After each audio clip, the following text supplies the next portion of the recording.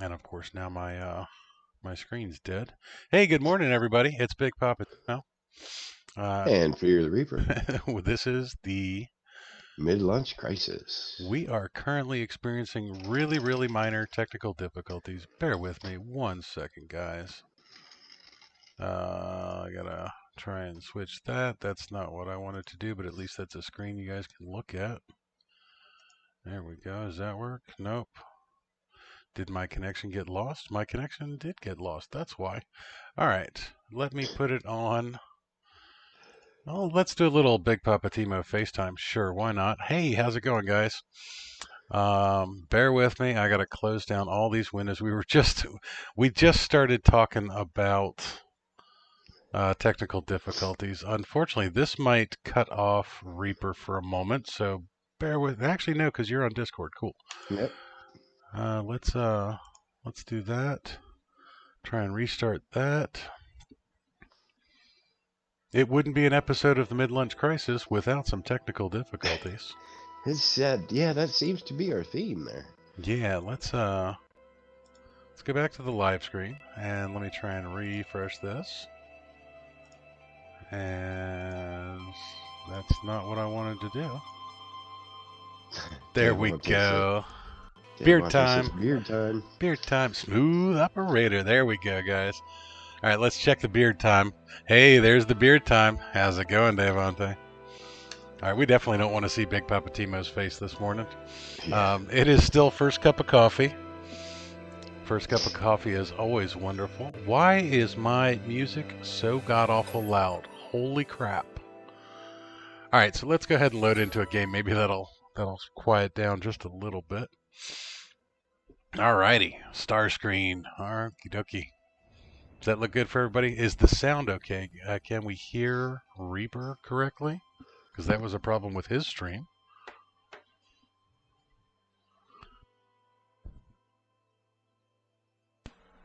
Holla, Mary Lizzie in the house. She just woke up. Good, Mary Lizzie, because that's where we're sitting right now. We just woke up. Yep. Welcome to the stream. Yeah, welcome to it. At some point, we will join you.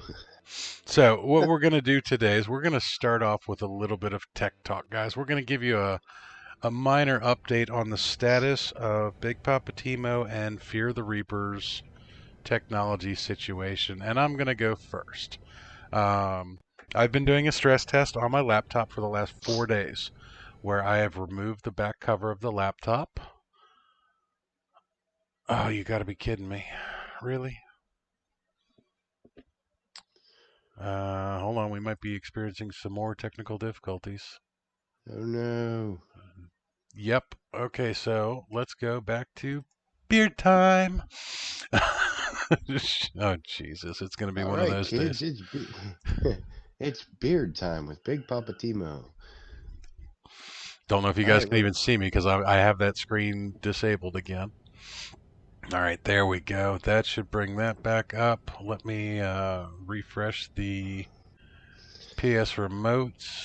Oh, God. It's going to be one of those days. Little Johnny, what would you like for Christmas? I'd like a working frigging stream, please. That's what I want. All right, so that should be back to normal. All right, so barring any complications of additional PlayStation remote dropouts, which this has never been an issue before. This has actually never been the problem. So, hey, we have new technical difficulties today. Gotta love it. Gotta love it. Let me make sure I'm on the correct screens on everything. Yeah, that looks good. That looks good. That looks good. All right, so back to the update. So the update that I was going to give is that I've been doing a stress test on the laptop for the last 4 days, which means I actually haven't reset the laptop in 4 days, and that may be causing some of our issues. My internet connection might be getting a little wonky. The remote play might be dropping out a little bit, and I do apologize if that's the case. But the laptop itself has been running just fine. The laptop has been running so well that I've actually been able to play a solid 2 hours of No Man's Sky on the laptop. Now, I have not tried streaming and playing on the laptop at the same time, but I appear to have solved the overheat issue. Now I got to get out of third person because this is bugging me right off the bat. Nice. There we go. So we are moving right along now. One of the other things is Big Papa Timo has been doing a whole lot of looking into two different platforms. One is Facebook gaming, and I've been doing a lot of stuff over there, mainly on Farming Simulator with another buddy of mine who's another up and coming streamer. Um, I've been growing my page over there. I switched from the Big Papa Timo's YouTube page to just Big Papa Timo Gaming, which I actually stream directly from that page. I'm looking for different page reach and the like over there. But um, I've also been looking into Restream.io, and Restream.io, as you all know, allows multi-platform streaming. And my main goal is to stream to YouTube and Facebook. Those are the two platforms that I've decided to focus on.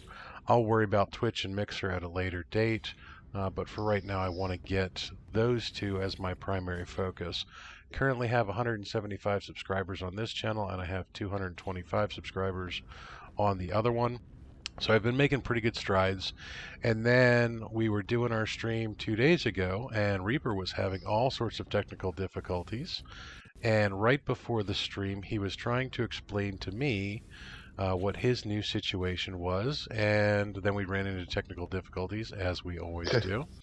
And he ended up dropping some knowledge bombs on his current situation over there. But I'm going to let him refresh because he's made some massive progress on his end for what he is doing. So take it away, Reaper. All right. So what I've done, I got a new to me desktop computer, which I think we touched on it on Wednesday. It's an old workstation that games surprisingly well. At this point in time, I now have moved pretty much completely into another room of the house, basically the room that I have taken over with my workbench and all of my other things in it. I'm pretty much all wired up. I have not tested any of the stream elements or anything yet, although I did download everything. I downloaded Conan on Steam to my plan was to run a stress test on my system to see if I could stream and game at the same time. I just never got around to it because I got too into watching YouTube videos. As happens. I now have, so I have a 24-inch monitor and a 50-inch TV hooked up to the computer to game with. I have the PlayStation also hooked up. So now I should be able to start running some tests and nail down some settings that well, Mary, that's kind of the plan, is to hook up and play some games. Now the nice thing about kind of why I've been pushing so hard to get to this point is my setup the way it was in the living room. I always had to move things and disconnect them and reconnect them. So things changed constantly, and every time I had to adjust the audio levels because the mic was in a different spot, or reconnecting and disconnecting and reconnecting the Elgato would cause problems with the laptop. So the reason I've been pushing so hard to get kind of a permanent setup is so I can kind of set everything and forget it. And also, with me going back to work very soon, the time that I'm going to be able to stream is going to be limited. So I need a setup where I can basically come home from work, click a few buttons, and be live for an hour or so. And that's kind of where I'm at. As soon as I get the details ironed out, some settings checked, I should be ready to go. Yeah, meanwhile, while he's doing that, I'm trying to get my stupid remote play to actually work again. Uh-oh. Nope, wrong button. Mary says she's been abandoned by Devante. Been abandoned? Yeah. Apparently he hasn't been playing Conan with her lately. Oh, I'm sure he has a good reason. Let's put Devante on the spot. Devante, what's your reason? Why have you abandoned? He says he's paying alimony, so that should cover it. Yeah, he gave her extra Oreos for abandonment and alimony. Now, one of my favorite new additions to my setup here is something I've wanted for a very long time. I'm gonna give you guys a little preview here. Let's see. Let's do this. Mother Fletcher. See if you guys can hear this.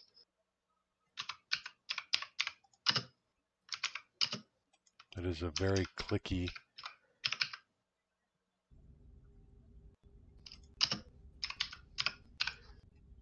Yes, that is a very clicky mechanical keyboard. So why did you decide on a mechanical keyboard that makes lots of clicky sounds? The feel of it. Actually, I like the click. I like the feel of the switches. Republic of William in the house. Good morning. What's up, man? Welcome to the technical difficulties. We're having one of those days.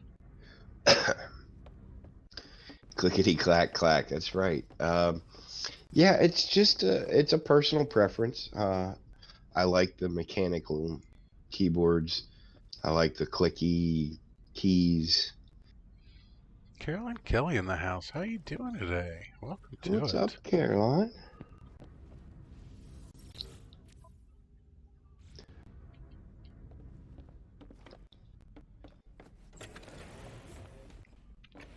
Yeah, so I wanted one of those, and I managed to find one, and I'm quite happy with it. Now, is that a USB mechanical or is that an old school 7-pin? Oh no, it's a USB. It's a new keyboard. Nice. Yeah. And if at any point I don't like it, I can actually just replace the switches. That's pretty nifty. That's pretty nifty. All right, so I can already see I'm still having PlayStation remote issues. Twiggy's in the house. What's up, Twiggy? Welcome to it, Twiggy. How you doing, hon? Yeah, so we're going to have some really crappy video, apparently. And my PlayStation remote is going to try and shit out on me constantly. Lovely. That's exactly what I needed today. That is exactly what I needed today. All right, so getting back to tech talk, one of the things that I've always done and I've always preached, especially to people like myself and Reaper that are aspiring streamers, is that you do a couple things on the daily, and that is a hard reset on your PlayStation 4 and a hard reset on your computer, and then you do at least a weekly reset on your router. Well, I've been able to keep doing the reset on the router and the reset on the PS4, but with the 4-day stress tests, I've not been able to reset the PC, the laptop. And I think my PlayStation 4 and my PC are starting to not want to talk to each other after so long in the car together. They are ready to pull over and take a break, and there's really nothing I can do midstream to take care of that. So let's hope that this video connection doesn't continue to shit out on me and that it is actually watchable. for a little bit. Let me check the Starship inventory. Holy crap. Alright, so Big Poppa Timo needs to sell some stuff, because apparently I've been picking stuff up again. You know, one of the big reasons I forgot to mention, one of the big reasons why I hadn't moved in here, even with the laptop, was because I didn't have a place to sit. Devante, I bought a chair. He It is bought a chair. It is a comfortable chair. Surprisingly comfortable for the price.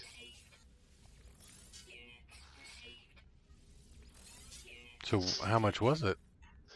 Yeah, I was a split second behind you there. I knew you were going to ask that.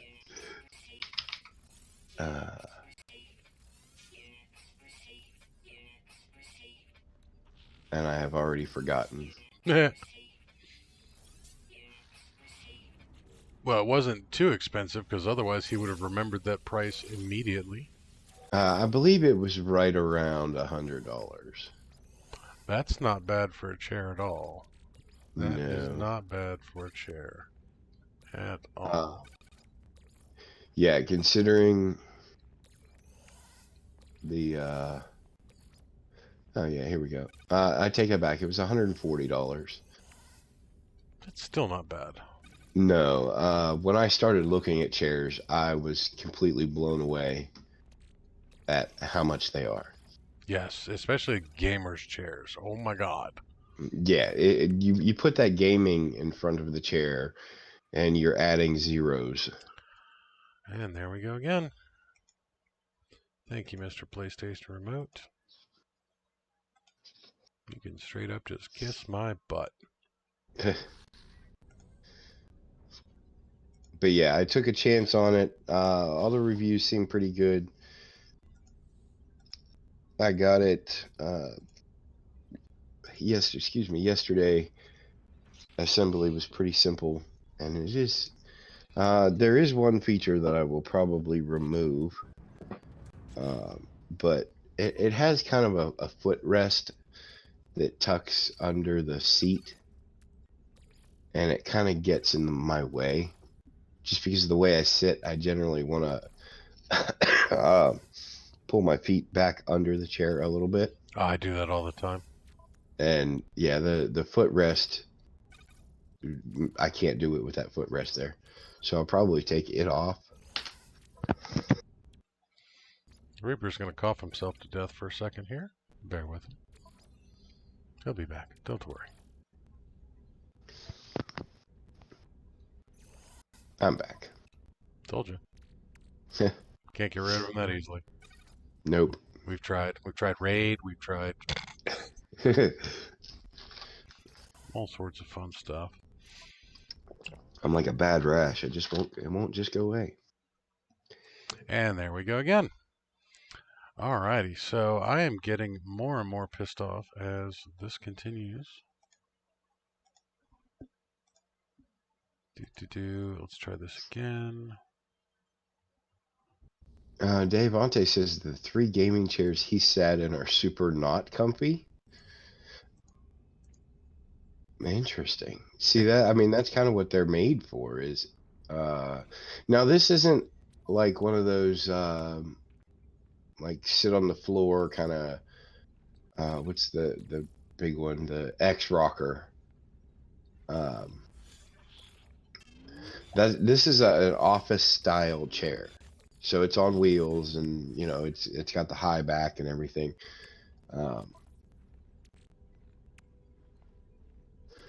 Caroline got her new RTX 2070 Super today. Nice. Very, very nice graphics card. Gotta admit, that makes me a little jelly. Yeah. I have a few things I would like to upgrade on this computer. One of them is the graphics card. Like I talked about on Wednesday, I'm not a big fan of the Radeon graphics cards for gaming and streaming at the same time. So that I'm actually not going that high.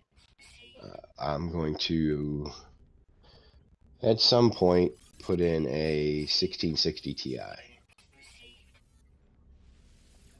Alright, the whole time I've been sitting here selling stuff, I just realized I'm friggin' unit capped. We're on that account again.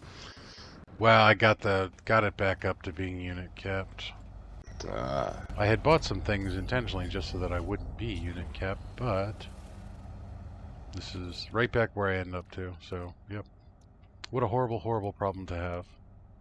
First world No Man's Sky problems. Mary Lizzie, to answer your question, no, I'm not really sick anymore. That cough is more from staying up until like 5 a.m. and smoking. And the weather changes here. It's back up in the Yeah. 50s in western Pennsylvania, and it's going to drop back down into the teens, and it'll Oh, be right back up into the 50s. I'm a cycle ahead of you because it was just dumping snow outside a minute ago. Oh, shoot. Okay, so yeah, it's, oh, hey, look. So I looked out the back window, and there are the storm clouds coming. So Yep. yeah, basically, there goes remote play again. Son of a biscuit. Yeah, I come to you from the future.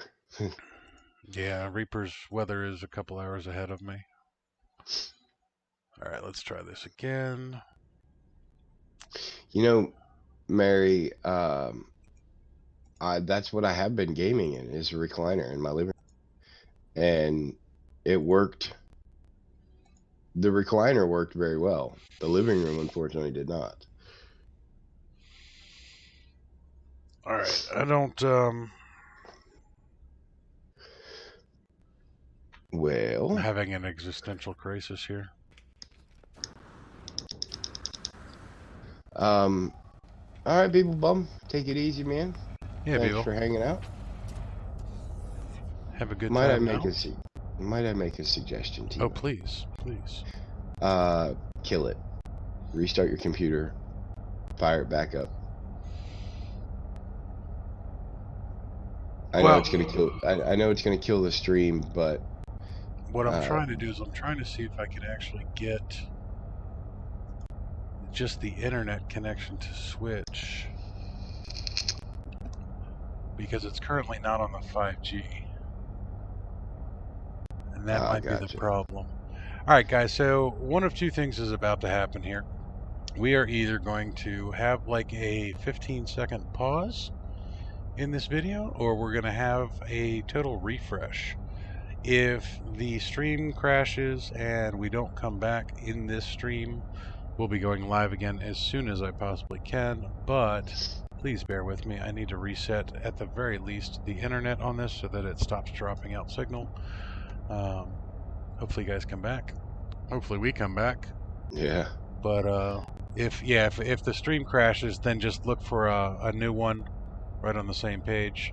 Otherwise, give me 15 seconds to reset my interwebs here, and we'll be right back. All right, let's do this live and see if it works, Yeah. because that's always fun. Caroline, I would suggest checking your wires. When you install a new graphics card and you're rummaging around in there, it's always possible to knock loose a pin or a plug, or something out of it. So it's not reading your boot drive. Just double check your connections, especially if it read the boot drive before you put in the graphics card. All right, this mic. I can. All right, reconnection successful to OBS. That means I should Yay. be able to just pull up remote play.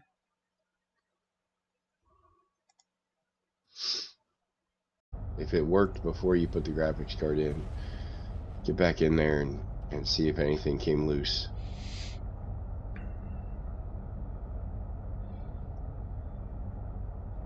Hey, I see a space station. Yeah, I was just catching up on chat real quick. All right, so what did Caroline swap out that caused her to brick?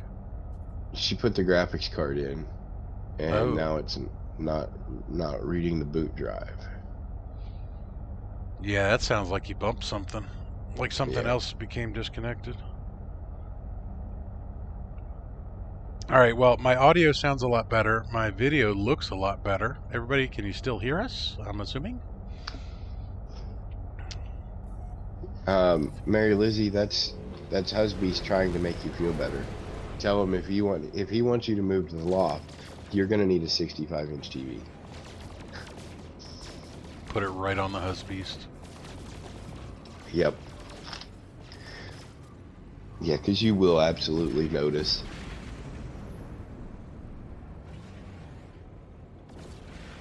All right. I'm feeling a little bit more happy about this current connection situation. So what I actually want to do here, I want to go here. That's a very good point, Devontae. Devontae said it sounds like her graphics card might not be all the way in. This is also true. It may not. It may be may not be able to post. So when you start it up, you get nothing on screen. That's a Windows kind of safe way of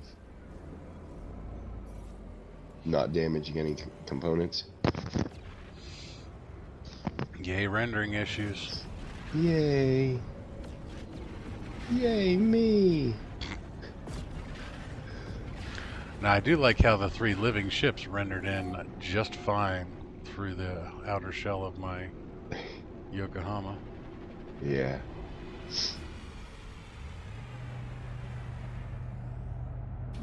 Speaking of living ships, guys, so when last we saw each other, Big Papa Timo had 3 living ships, and I still have 3 living ships. We have the Doomed Yonkita, which currently holds all of the bits and bobs for doing upgrades.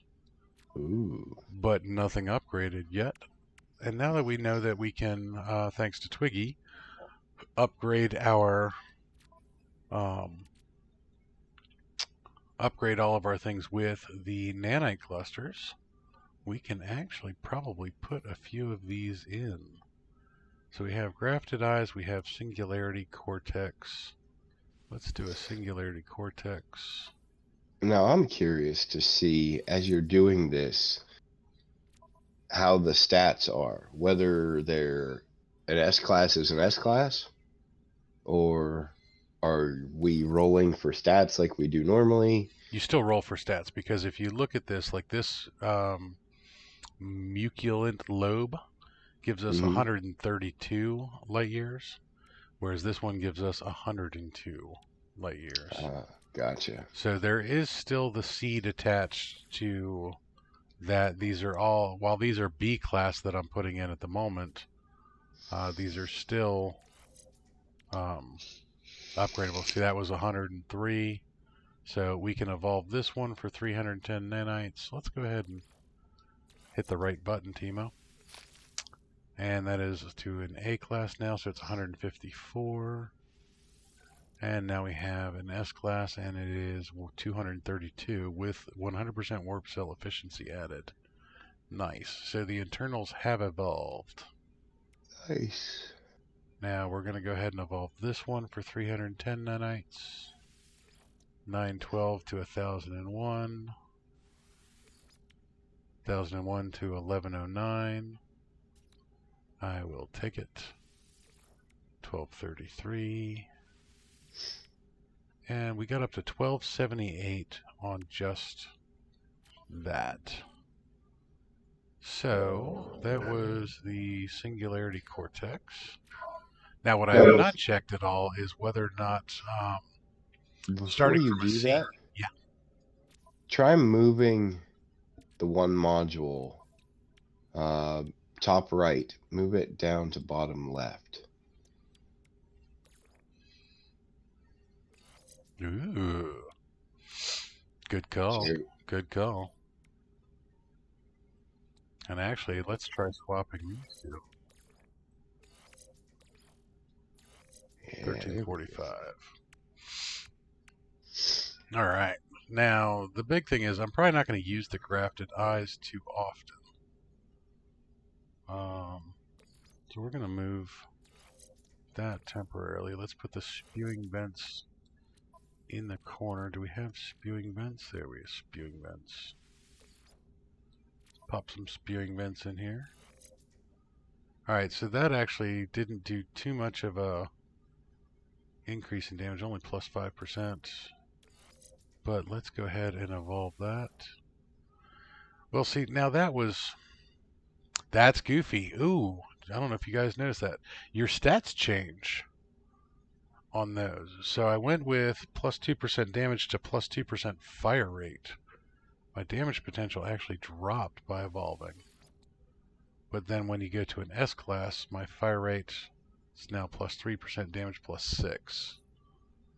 So we did get an increase in damage potential. Alright, so it's actually pretty interesting how these guys do their evolving. First, let's actually move all of this to my inventory. Now we have a Singularity Cortex. We'll put that in their neural assembly node. Let's do a Scream Suppressor. Shield Strength went up to 200.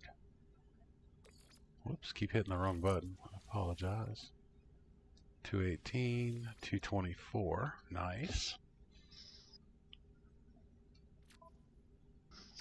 Grafted eye. We have lots of grafted eyes, but the grafted eyes are not my preferred weapon. So I actually want to move all these down here for now.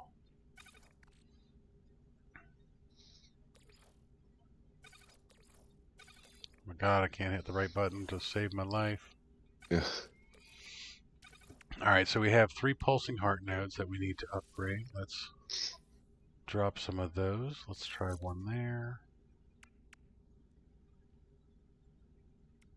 And that gave us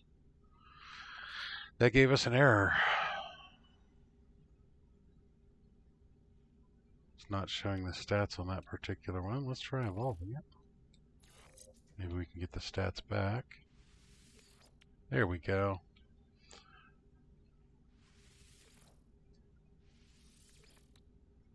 Well, that adds a significant bit. We have another pulsing heart node. Let's see if this one's broken. Nope, that one works. And one more pulsing heart.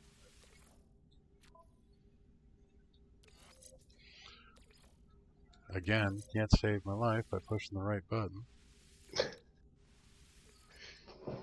Now this does get a little pricey to upgrade all of these guys, but with ship scrapping, it shouldn't be that big of a deal.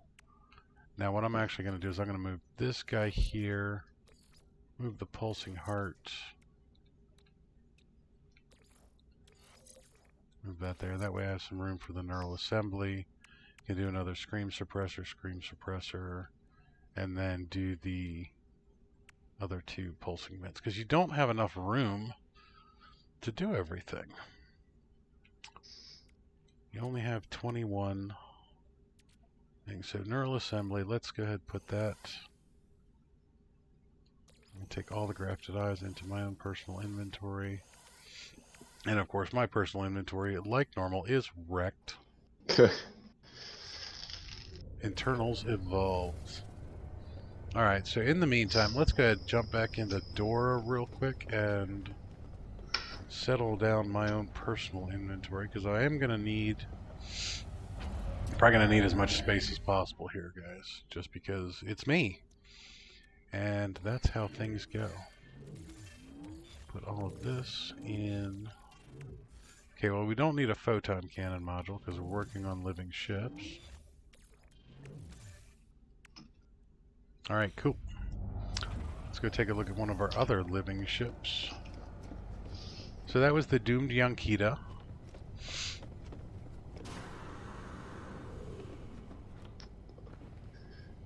Now Reaper got his first living ship the Yeah. other day. Did you manage to pick up a bunch of bits and I bobs? only found the two that I found on stream. I hadn't. I pulsed around for a little while after that. Didn't find any. I kind of got stuck into that space where you were, where you just couldn't find any. Yeah, it's kind of funny how that happens. Like I found those two really quick, and then nothing. Well, that is why I jumped to this particular system, so that we can do a little bit of jumping in an unoccupied. Alright, so I'm trying to run like I'm in Farming Simulator, guys. I apologize. Alright, so we have some other additional. Let's put these in our regular storage. Get all of this stuff in there.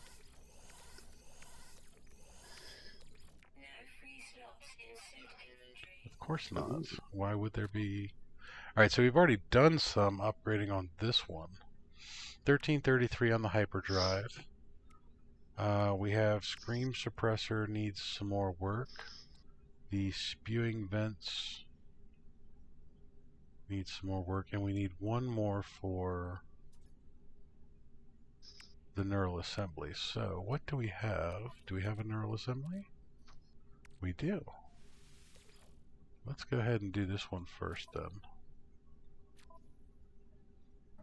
Pop a neural assembly there, and again, can't save my life by pushing a button.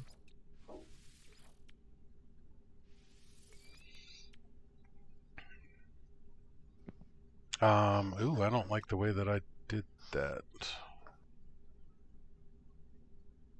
Alright, so this one has kind of a crap layout. Yeah. This one definitely has a crap layout. Let's move the spewing vents. What do you got?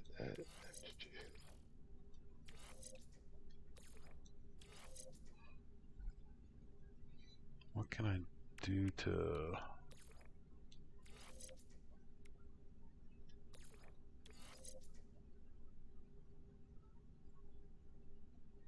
No.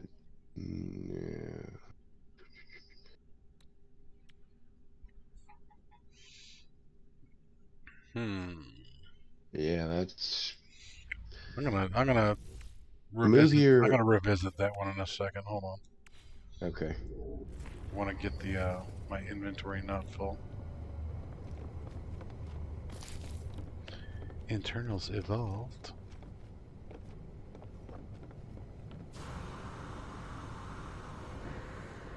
Now, the other thing I wanted to talk about, there's two things I wanted to talk about today. So, basically what seems to be going on in the No Man's Sky community is that there was another discovery that the stats of ships is now constant. And pretty sure it was Ballistic Cola that found this. He was definitely the first person that I saw go off on it. And then basically now everybody is running around looking for, with the reset of the first wave exotics and the reset of ship locations to accommodate the living ships, everybody's going around to find the perfect ship stats that by the time you get to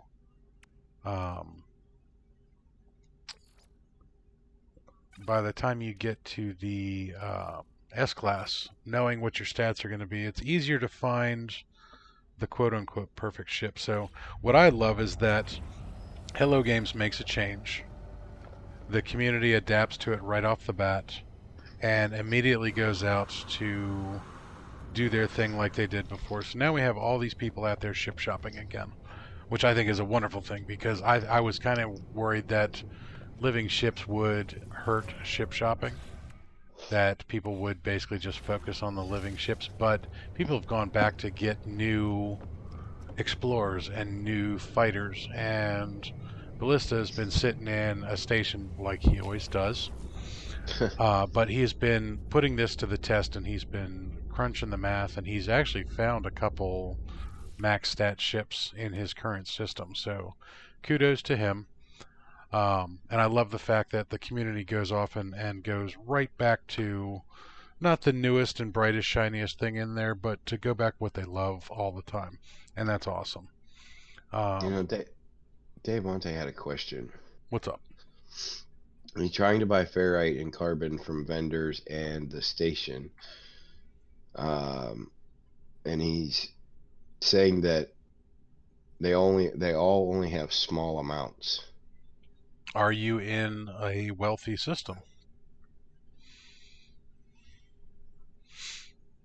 Because if you are in a destitute system, they're only going to have 80 to 100. Whereas if you are in a wealthy system, they should have thousands.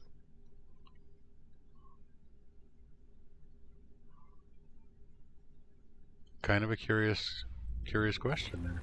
All right, so since we're in that, what type of a system are we in right now? We have no economy in this system. Yeah, we're in the unoccupied system. All right, so let me go up to the GTT and check out my freighter. This should show us what a baseline economy is without He said anything. he's in a promising system. So there should be more than 100. All right, so here's your baseline. This is what happens when you have no economy. You should have, teens, 30s, 40s, 50s, but everything's going to be sub 100. So this is what it sounds like you're running into. Let me go ahead and jump back to a wealthy system, though. Stop by a tier 2 system. Tier 2? Okay. Yes, because that's where he's in a tier 2 system. Is that promising? Saying that they only have 120, which sounds like a tier 1 system.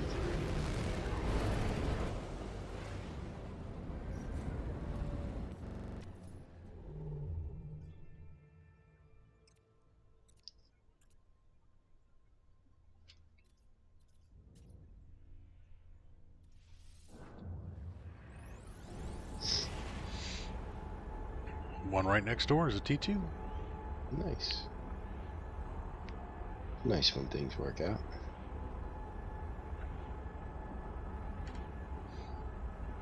Well, they are the most common systems, so it shouldn't be that hard to find one. Of course, with my luck, it's like, okay, all I can find is wealthy systems. What the heck? Yeah. Can't find a destitute or promising to save my life.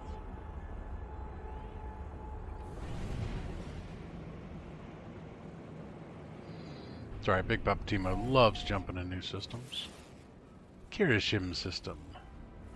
We should name this one Oreo. Name everything Oreo.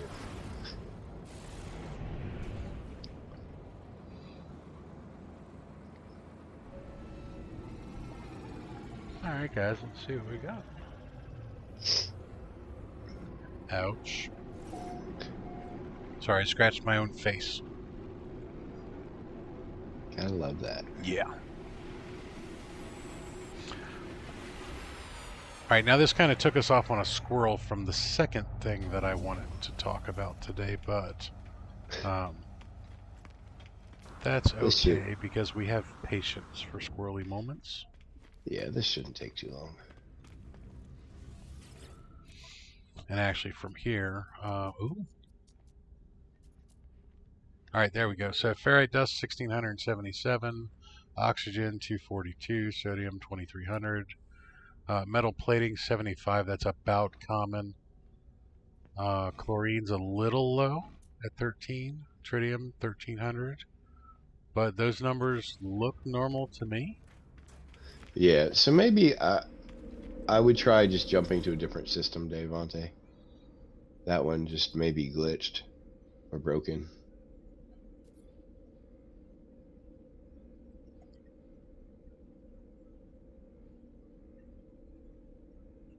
Alright, what is bothering me is that they, again, renamed... There we go. Let's go to Supply 5. They renamed a couple of my systems again back to their original names. Can't find Supply 20 to save my life because it's the Aeon Bet or some silly crap like that.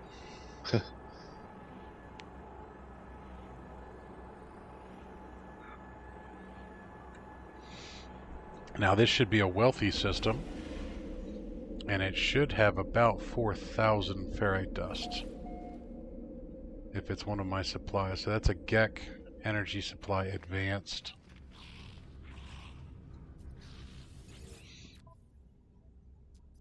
You might have crashed the market. That's also true. All right, so I'm in an advanced system, and I've got 4,500 ferrite dust and 132 metal plating, which is why I would have come here in the first place. Yeah. Yeah, so my numbers are still looking normal.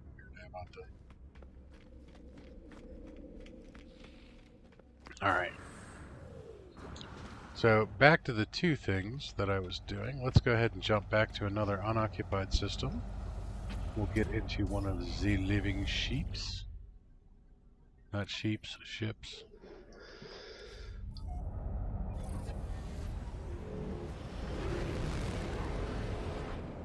And then the topic of conversation. So, again, on the No Man's Sky community, No Man's Sky community is one of the best communities I've ever come across, especially in gaming.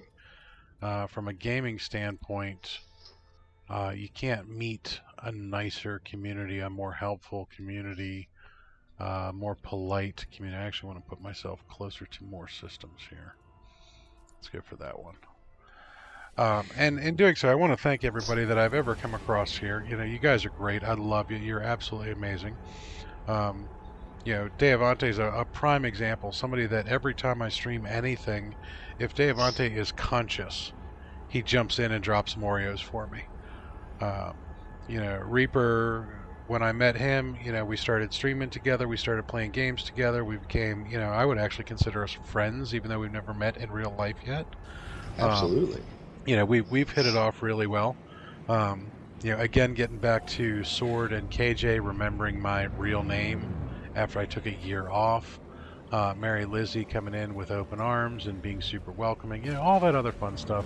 You guys are great. And the community likes to stick together in a lot of ways. Now, there are some dividing factors that pop in every once in a while. Pretty much our trolls.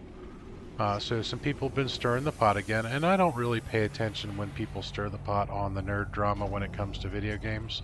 I don't get on the Twitter. I don't get into the flaming wars and everything. But apparently there's been some people causing some troubles, and they've been removed from certain aspects of our society, like they've been kicked out of discords and such.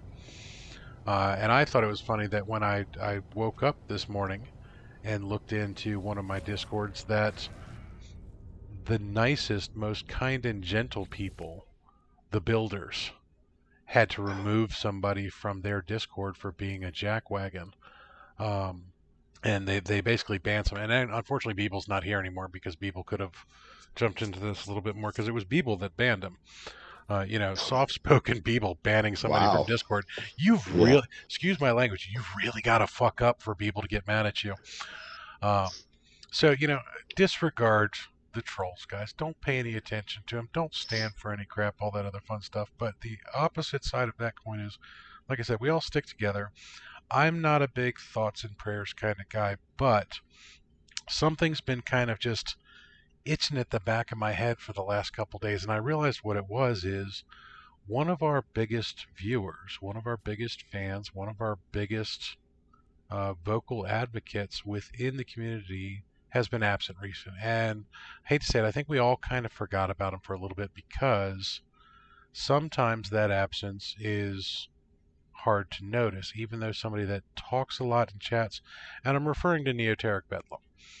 Neo, as you all might remember, was going through some pretty rough stuff in real life. And what I forgot was the timing on this was coming around to the beginning of this month. He was going to start having issues with his residence, his internet, and a bunch of other things. And I have no way of getting in touch with Neo if he doesn't have internet. And apparently that's the case. So if everybody could just, if you're a thoughts and prayers kind of person, I would like to have everybody just take a moment and send some positive vibes in Neo's direction. Hopefully, real life will straighten out for him. Hopefully he's found a new apartment, that his kitties are all doing well, that, he doesn't have to deal with a shitheel landlord in the new place and all these fun things. So if you are a thoughts and prayers kind of person, send them his way. If you're not, just, hey, try and keep them in your mind that, we have members of the community out there that are struggling in certain ways, and wish him the best. That's all I can really ask on something like that. And that's my rant for today. All right, so this is Pulsing Heart. So I have to welcome Jeffus to the stream. Jeffus lives. What's up, Jeffus? How you doing, buddy? I've been kind of sitting here giggling at the conversation going on because Jeffus came in and said, "Sup, lunchoids?" Lunchoids. Yep. We're And lunchoids then, now. I like that. of course, Dave Onte's auto wrong caught him, and he said Oreos for Jeffus, but auto wrong added a second F. And Jeffus goes, Oreos and an extra F. I win. Nice. Yeah. All right, so we're going to have to just drop a bunch of things in here, and then we will play the where does it really belong game. All right, so spewing vents, good. I keep going to the storage sacks like they're going to be in there. So why don't I put these all in the starship? And I'm actually going to do an A-class grafted node because we all thought that the grafted I nodes were S-class because everyone we had seen at the beginning was an S-class. But apparently you can get those in A's as well. All right, so neural assembly. Pop that bad boy there. Storage sacks. Singularity cortex. I do have one installed, obviously. Let's pop this. And I'm going to let you guys play the Tetris game with me here and figure out where to put all of this crap. So the grafted eyes are the last one I'm going to worry about. So I want to keep... I think I actually want to move this here, that there, and I want to keep these two for pulsing heart. And then we can do neural assemblies here, scream suppressors here. Let's move spewing vents. All right. First thing I see is you switched your pulsing heart to very top left. You're probably going to want to put that back if you're going to add another module. Because you'll get your best bonus if they're all three touching the main technology there. Now, all right, so I'm going to move the neural assembly over here because that's just launch cost. That's not the biggest one. So that'll be neural assembly, okay, neural assembly, and then we can do pulsing heart.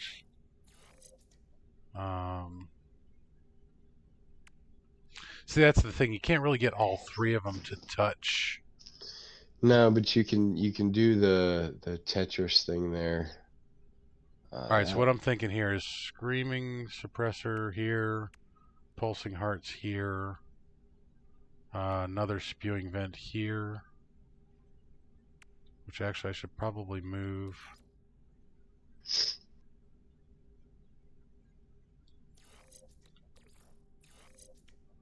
Let's do a grafted eye here, spewing vent here. This is a weird Tetris. I can't wait to be able to. I hope we'll be able to put more slots in here for these guys. Yeah. Like actually evolve your ship. Sorry, go ahead. Your grafted eyes. Mm-hmm. Is that, what is that? That's the beam weapon. That's my least okay. important technology for me. All right. So I was going to put a grafted eye here, and then the other spewing vent here. Although, no, that's not right, because I want... Oh, crap. The most important one to me is actually Singularity Cortex. because I am a huge fan of hyperdrive range. All right, try this. Try taking your turgid mouth, moving it, or I'm sorry, your spewing Spewing vent, and vents. move that down next to the grafted eye.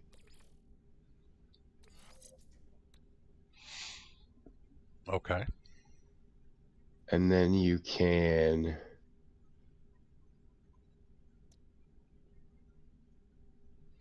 move your, what is that? Monitored cluster stem, move that one to the left. The moistened cluster stem, move it to the Yep. left. Yep, move that one to the left. Move your Singularity cortex. yep, put that where the moistened cluster was. The moistened pink. Yep, and then move the Oh, I other see one what you're doing down. here. I see what you're Yeah. doing here. Actually, I'm going to leave it where it is now. I'll put the next one down here. Yeah, okay, that'll work then. I'm going to move the scream suppressor down one, put that there. So then I can have the T-shaped. Okay, I see what we're doing here. Alright, so while we're doing that, let's go ahead and upgrade these guys and get some better hyperdrive range. Well, this is fun. Yeah, unfortunately that T-shape isn't the best. It's not the most efficient, but it's No. better than, at least they're all touching the main tech.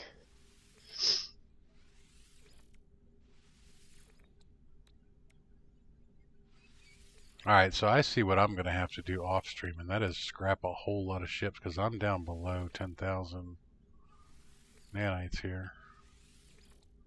Ooh, I'm down below 9,000 nanites. Holy Christmas. Uh-oh. I know, right? Alright, so I still have some grafted eyes, which I can always turn these guys in for nanites as well. Alright, so let's see what we have in the way of stats on this ship now. So the SOG Lego, go check out this one. Alright, brain in the middle of upgrades. Where the C-class upgrade is, swap them. Is that what I did? I believe so. Alright, so let's take a look at this one. So this one we have a 251, 224, 1290, and a 369. But we can probably shift this one around a little bit.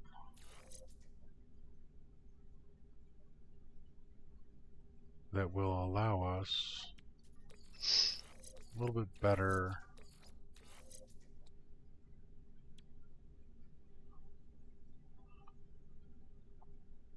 Oh, put that back. Put what back? The tendrils, the ones you moved first. S-class on the bottom right. Okay. Yeah, you know, only make that T-shape if you absolutely have to, because you actually lost a little bit when you moved that.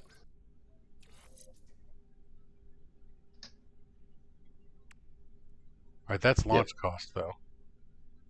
Yeah, but if you don't have to make that T-shape, so the square is the most efficient because all the modules are touching all the other modules. Mm-hmm. Once you disconnect that one from the other two upgrades, you lose some of the bonus that you can't see. Gotcha.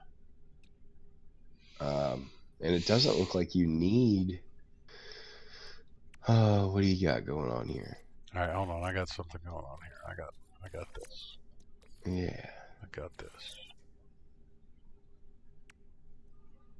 All right, so I don't have enough space to actually fully upgrade this because I have a grafted eye in here. All right, but I don't have a spewing vent upgrade or that. So this one has the 1333 on the hyperdrive. Now, and until I actually get until I get everybody fully upgraded and I can start swapping these guys, like I have a 200 light year one, that's no bueno, because I have a 237 right below it. All right, if you're gonna leave it like this, swap your neural assembly and your celestial tendril. My neural assembly and celestial tendril. Yeah, Okay, swap that there, and then this there.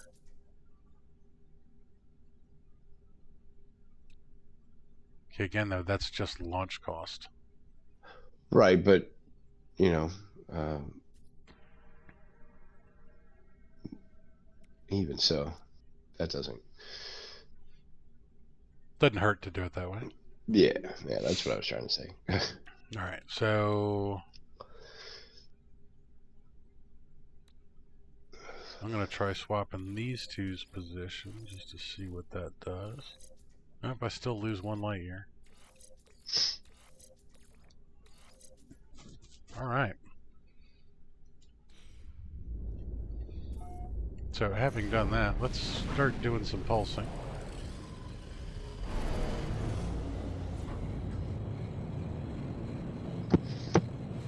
Scan the planet first.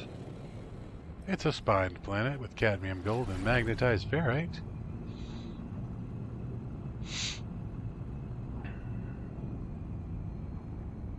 Alrighty. Let's see if we can find some stuff.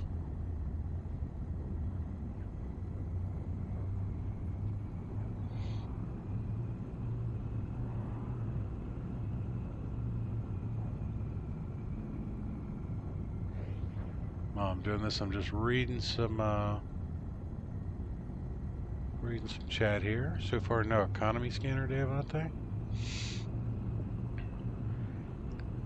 Oh no, there is no economy scanner for the living ships. I know the other point of contention that a lot of people have is the I'm drawing a blank on the name of the weapon. The space shotgun. The positron ejector. The positron ejector. A lot of people want a positron ejector node of some kind. See, we touched on this topic on Wednesday. I want different weapons, but I don't want the same weapons we have on the regular ships. But I do want to see different weapons. I'm kind of curious as to whether or not we'll get rockets. Ooh.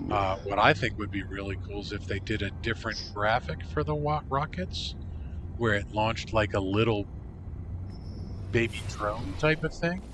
Nice. That went off and like corkscrewed its way in there. You know, it didn't just fire directly in, where it was more like a heat seeker or something. Yeah. So it would follow things around when they tried to get around ships and stuff like that. That'd be cool. See, now that you mention it, I guess I never thought about it, but that's kind of one thing that this has been lacking. If you think about just about every space themed or sci-fi themed anything, movies, TV shows, games, what are we missing? What weapon do we not have?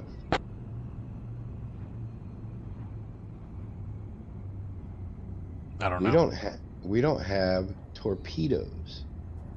Well, we have rockets. And the heavy rocket tubes, but they're straight fires. They're not seekers. Yeah, that's like I want my photon torpedo. Now again, though, I got to point out that we don't play a space game. We play a planetary game. I know, but I want my fire and forget, target lock torpedo. Ooh, a redacted planet, an actual redacted planet, and its name is Full. I think we're gonna land on Full, guys. See if so tractor beams, yeah. So, yeah. a webcaster would be cool and different. That would actually be pretty neat for a living ship. Um, so you both kind of touched on the same point. A webcaster and tractor beams. If they give us the space update that everybody thinks we're going to get, one of the things about Eve that I always liked was I like to get into salvage, where I would basically go into systems, and I was a miner. That's pretty much what I did in Eve. Is I had a mining corporation of my own. I would go out into these systems and I would mine, but every once in a while the pirates would show up and try and attack my ship. And I had defensive drones that would take care of them, so I didn't have to worry about firing on them with my miner. Ooh, this is a pretty one too. So what I would do is I would blow a whole bunch of them up, and then I would send out my salvage drones to go grab those things. And I had a tractor beam so that I could pull the supply modules closer to me. Alright, so I'm going to rename this planet. And I'm going to do this just for you, Devante. Since I like the name Full, we are going to name this one Full of Oreos. Nice. Which we all know is not possible. You can't. No. Can't fill up on Oreos. There you go, Devante. Just for you, buddy. Naming my first planet for Devante today. But getting back to Eve, I would use that. So I like the idea of a living web, but we would really need to be able to salvage things or interact with things if you brought it closer. Pulling an enemy craft closer is not always a wise idea if they're shooting at you.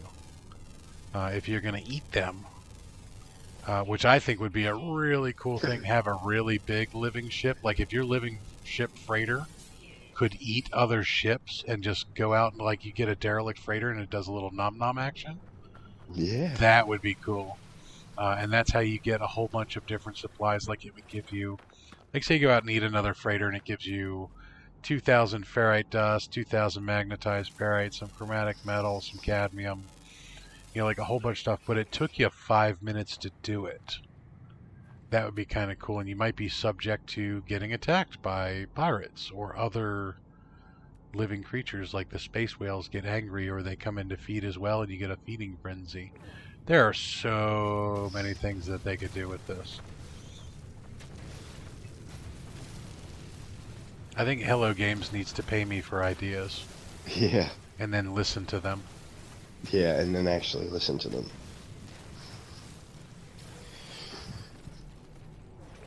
See, my problem is I would give them a whole bunch of ideas that are probably impossible to implement. Devante said he's building a cool base on a frothing anomaly planet, calling it Frothing Oreos. Ooh. Republic of Williams says... Yeah, I'd have to eat like the rare ones, the platinums, and... Yeah, I think they could do some really cool stuff with this. I really do. So I gotta tell you what happened last night, Timo. What happened last night, Timo? I was sitting here. I happened to look over, and as well as your house, my house is approximately 130 years old. And when we moved in, we updated a lot of the wiring because a lot of it was old knob and tube, and I don't know. I'm well aware of that stuff. Some of it had been upgraded to the wire that came after knob and tube. Mm-hmm. It's the large kind of black coated. Yep, the cloth core. Yes. And in anticipation of, well, actually not in anticipation, I have another project that I wanted to do where there's a kind of a cavity in my wall in the dining room between the wall and the old chimney that I was going to put a set of shelves excuse me, and I want to put an outlet over there. So I bought all the things. For installing an You know, outlet over there. yeah, yep. And when I did that, there are a couple outlets in the house that need replaced. One of them is in what I'm going to call my studio from now on, although it's not actually a studio, Shh, it is but now. it is now. One of the outlets in here was not a grounded outlet. Uh, it didn't have the third ground prong, which makes it difficult to plug things in because most everything uh, needs that plug, at least power strips.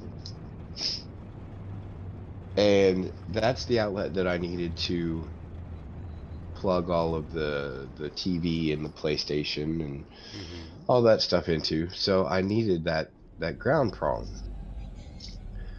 So last night when I realized that this was the case, I told my son, I said, "Hey," I said, "I have that stuff I bought. When I did, I bought a couple extra outlets because I knew I needed to replace a couple." I said, "Now is the perfect time because I can't hook up my stuff until I do it." So I start digging into it, and I realize that it is still the cloth core wire. Nice. Yeah, somehow it not only is it cloth core, it got overlooked when we were upgrading the wiring, but also that outlet is on its own 20 amp breaker. There's, for some reason, somehow, there's nothing else on that breaker at all. Which, for my purposes, actually works out because I now have quite a bit of stuff plugged into that outlet. But, Taking a screenshot real quick. oh, okay. Um, but seeing as it's cloth core, I need to upgrade that. Mm-hmm. So I tell my wife, I said, "Hey, I need to shut the power off to the house because I need to dig in the breaker box and swap out the wiring for about 10 minutes." She says, "No problem." So my son and I go downstairs in the basement armed with flashlights and screwdrivers.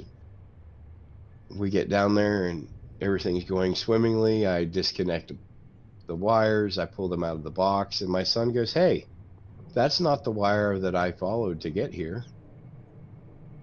And I went, "Huh?" And he said, "No, it was this wire." And yeah, it was a good thing he was there because he saved me twice the work, a whole lot of screaming and shouting and obscenities, because I had, in fact, disconnected the wrong breaker. I had actually disconnected my water pump. Ooh. Yeah. Um, and he caught it. So I had to put that back in and then disconnect the correct breaker, rewire it. And the power was still only out for about 10 or 15 minutes. So luckily he was there supervising. Save your bacon. Yep.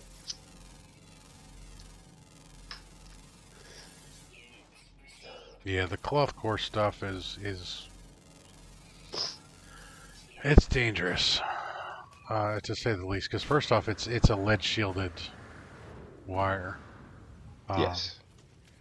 so inside the cloth core, you have lead coated wire, which actually, surprisingly enough, handles high amperage fairly well. I'm amazed that more people didn't shock the ever loving shit out of themselves with non grounded wire apparatus because they carry a lot of voltage and a lot of amperage through those. But it was the biggest advantage of that is for some odd reason rodents don't like it. They put something on it to Indica. discourage rodents from eating Yeah. it, and it actually worked. Where a lot of modern Romex rats in particular love Romex. Oh, there's a predator.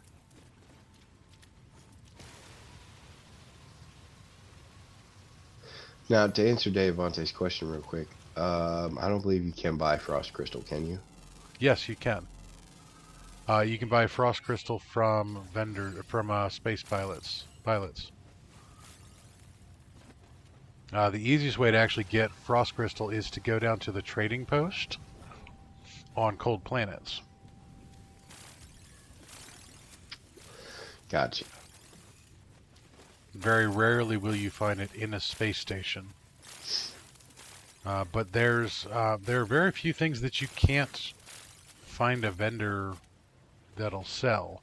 There's no guaranteed way to find a specific vendor to sell plant parts like selenium, gamma root, fungal mold, all those other fun things. But yes, the vendors do in fact sell that. Nice. I've never tried to buy it, so I didn't know.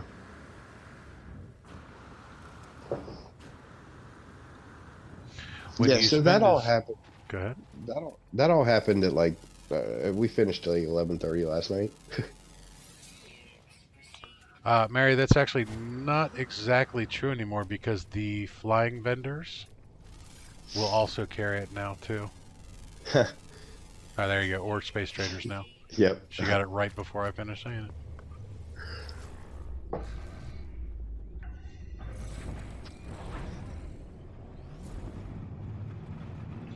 So it's kind of funny, the things that they have changed that were the norm for so long.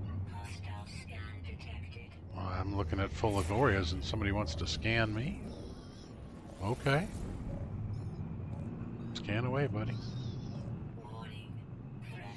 See, they still want my chlorine. It's all about the chlorine. There must be a galactic-wide chlorine shortage. Something.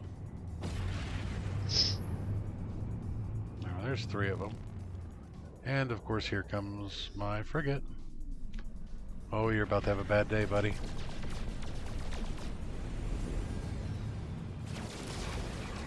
Ooh, oh, he smacked right into me. I do like the space collisions. The fact that you can collide with another ship is pretty impressive. Because mathematically speaking, the chances of 2 things colliding in space are slim to none.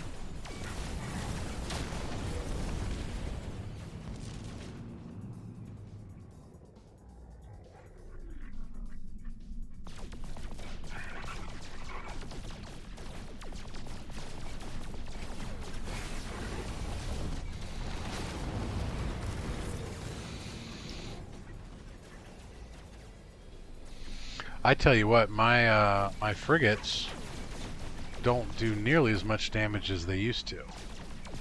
And this is a little annoying because it used to be that when my frigates would come in, I would at least lose almost immediately 1 ship. One of the attackers would get blown to shreds. That's just not the case anymore. I don't even see your frigates doing anything. I was sending out the 2 little guys after him, like there they are right there. Okay. Flying away. They were shooting at him, but they didn't look like they were really doing any damage. Which is disappointing to say the least. I don't want to go to my capital ship. Stop with that targeting crap.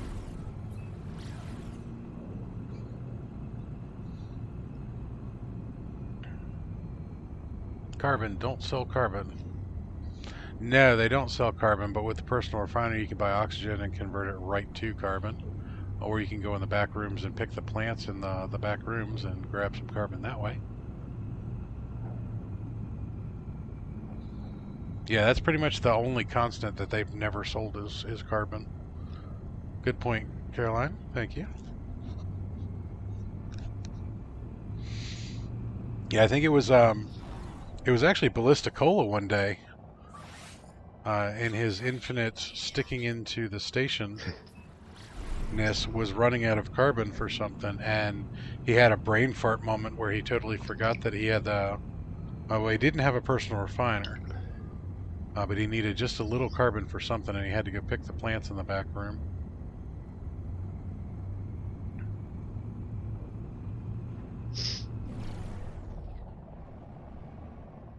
I do like giving Ballistical a load of crap for sitting in the station, but I got to give him mad kudos on two things. Finding out that these ship stats are actually a constant is pretty cool for spending a lot of time in there. And he did in fact finish Starbug. Yes, he did. And Starbug was not in a station, and Starbug was an amazing build. You know, I don't Uh, really think of Ballistical as one of the premier builders of the community because he's always just that wacky Brit that always stays in the system or in the station. But looking at what he did with Starbuck, oh my God, that was amazing. have you seen some of his other builds? I've looked at a few other ones. The Um, the the Stark reactor that he built is freaking awesome. do I think a frozen anomaly would work, Timo? Work for finding frost crystals on a trading post. Is there a trading post on an anomaly planet? No. I didn't believe so. Well, actually, that's Yeah, not true. There might be in a regular system, but most anomaly planets are found in systems with no group of people. You have to have an economy to have a trading post. All right, so yeah. we're going to hop systems real quick. BC built an amazing replica of the arc reactor. Basically, a very like 1,000 times scale of the reactor, the chest reactor. It's actually really sweet. Well, Howard Stark actually was building the original arc reactor was the size of um, the World's Fair place. Yes, but that was actually different design. Yeah. Yeah, the when you're talking about the reactors, they went through several iterations, so you kind of have to specify which one you're referring to. Let's nerd out on a little Marvel. Yeah, Whooping. I apologize for that. No worries. I will. I silence the.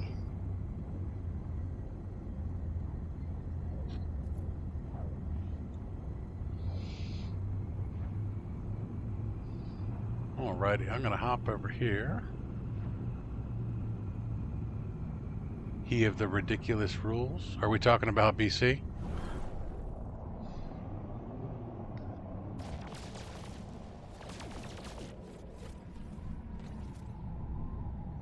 Alright, so I'm actually going to land on Ineos.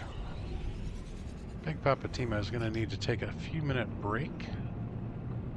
I smell space coffee brewing downstairs. Ooh, I have a question for you when you get back. I'll wait till you get back because it could lead into A squirrel moment?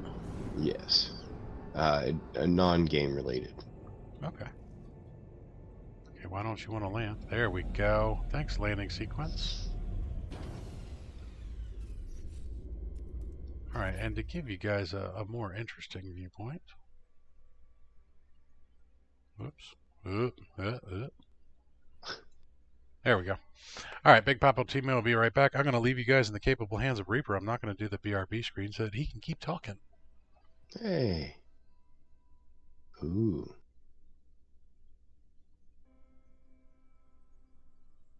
nice. Uh,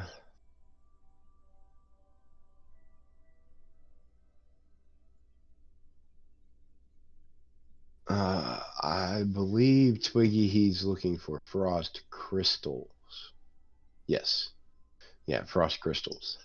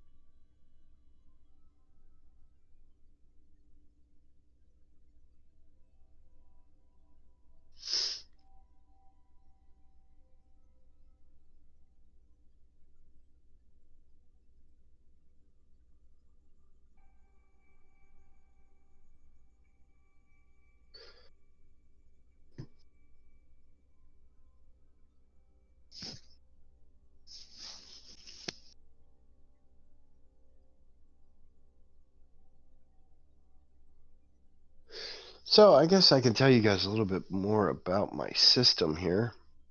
Like I said on Wednesday, I was ready to bite the bullet, spend more money than I should ordering parts so I could build a proper gaming PC, when I stumbled across a whole, I won't call it community, but there are many, I guess it is kind of a community dedicated to these old workstations and upgrading them and making them into gaming rigs. Excuse me. When I was looking for a laptop for my wife, which update on that, it runs Final Fantasy 14 flawlessly. She's very happy with it, other than the fact that even though that game is cross-platform, she's struggling to set up her hot bars and stuff like that.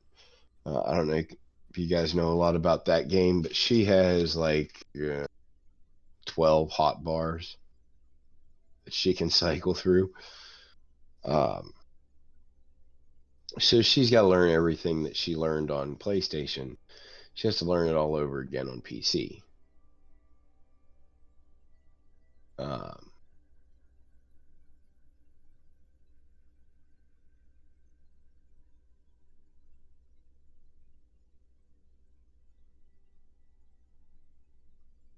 So yeah, other than that, she's loving her workstation laptop, which is a Dell Precision M6600.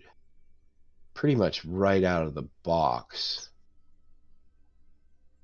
will game.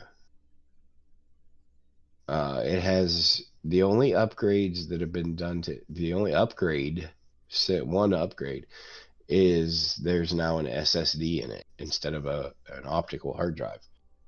Other than that, it has just been wiped clean, fresh install the Windows, and it is a gaming laptop. Now mine is a Dell Precision T3500. T standing for tower, obviously. And it has an Intel Xeon W3690 processor. Is it 3690 or 3650? 3670, I apologize. Excuse me. That is a 6-core processor, 6-core, 12-thread,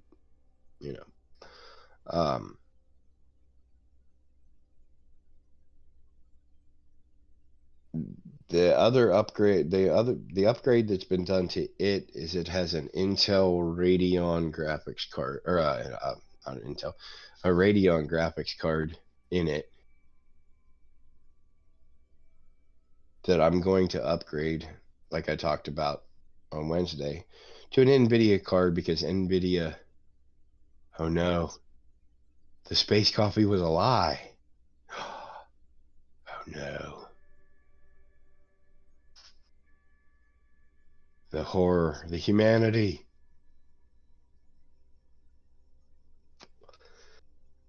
So yeah, I'm going to upgrade that to an Intel or an NVIDIA card. I apologize again. An NVIDIA card, because NVIDIA cards, for as far as streaming goes, they have a separate encoder chip. So you can game and stream more efficiently on a NVIDIA card over a Radeon card.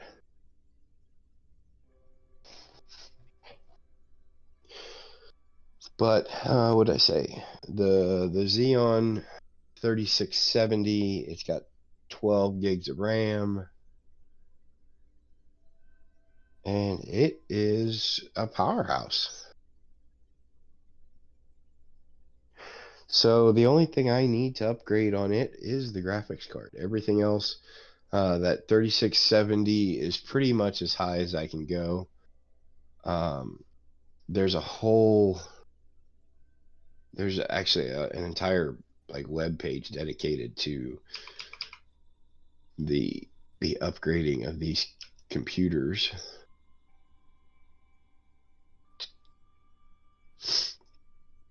And let me pull that page up real quick.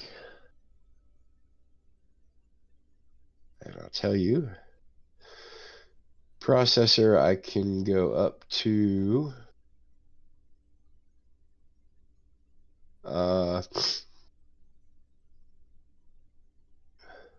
yeah, it's about as high as I can go. There's another 6-core.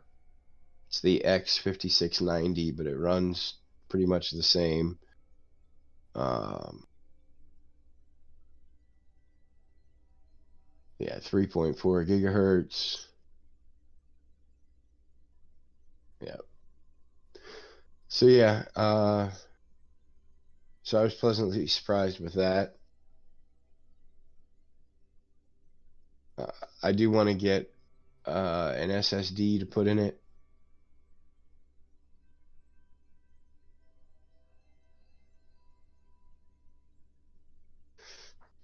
Yeah, that just means it'll be fresh when you make it, Devontae says. Well, it would have been fresh-ish if somebody had been making it, because he would have walked down right about it when it was done. But, you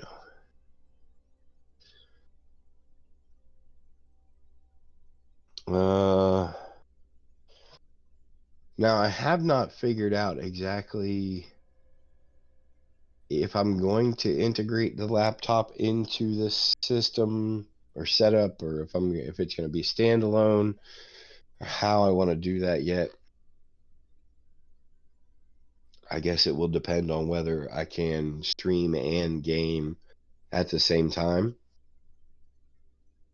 which will probably be a test later on today or tomorrow.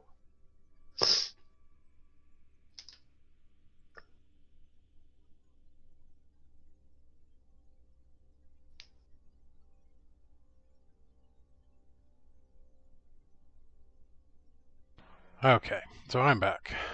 Welcome back. Ooh. Do a little beard time with Papa Timo. Don't Oh. tease me with the smell of coffee. Okay.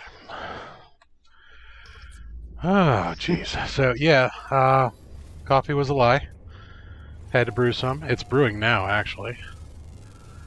Unfortunately, my coffee pot was giving me fits, too. So, technical difficulties have extended to the coffee pot. Oh, no. I know. Oh, my God. So All right, I've so just I been. heard you talking about your computer. Yep. Yeah. Basically, the guy I bought it off of did enough upgrades for it to game. I want it to efficiently game and stream. Mm-hmm. So switching to an NVIDIA card, With the something a little more, encoder, something a little more powerful will assist in that. Putting in an SSD will also assist in loading times and such. But other than that, I pretty much have a very good system for a screaming price. Yeah, you definitely got a good steal on that one. Now you were mentioning that you were curious whether or not you were going to integrate the laptop into your system. I did catch that briefly. Ooh, it's a cable planet. Yes. Little War of the Worlds going on here. What I would suggest is if you end up using the PC for streaming and gaming, what you're going to end up doing is you're going to use the laptop for chat. Yeah, most because likely. you're not going to want a chat screen up while you're gaming on it with the streaming going on in the background. Let's grab a cable pod. That's probably a good idea. The debate that I've been having is I have a tablet that I never use for anything, but I could be using that for chat because it's perfectly capable of running a Facebook app in the background or running a YouTube app in the background. That's not a problem. So if I end up using the laptop for any form of streaming, where is my cable pod on this? I guess he's inside this one. There he is. Scan the waveform. That was the question I have, because the PC that I have, the Potato, sitting next to me. You know what? Let's name this guy Rolling Oreo.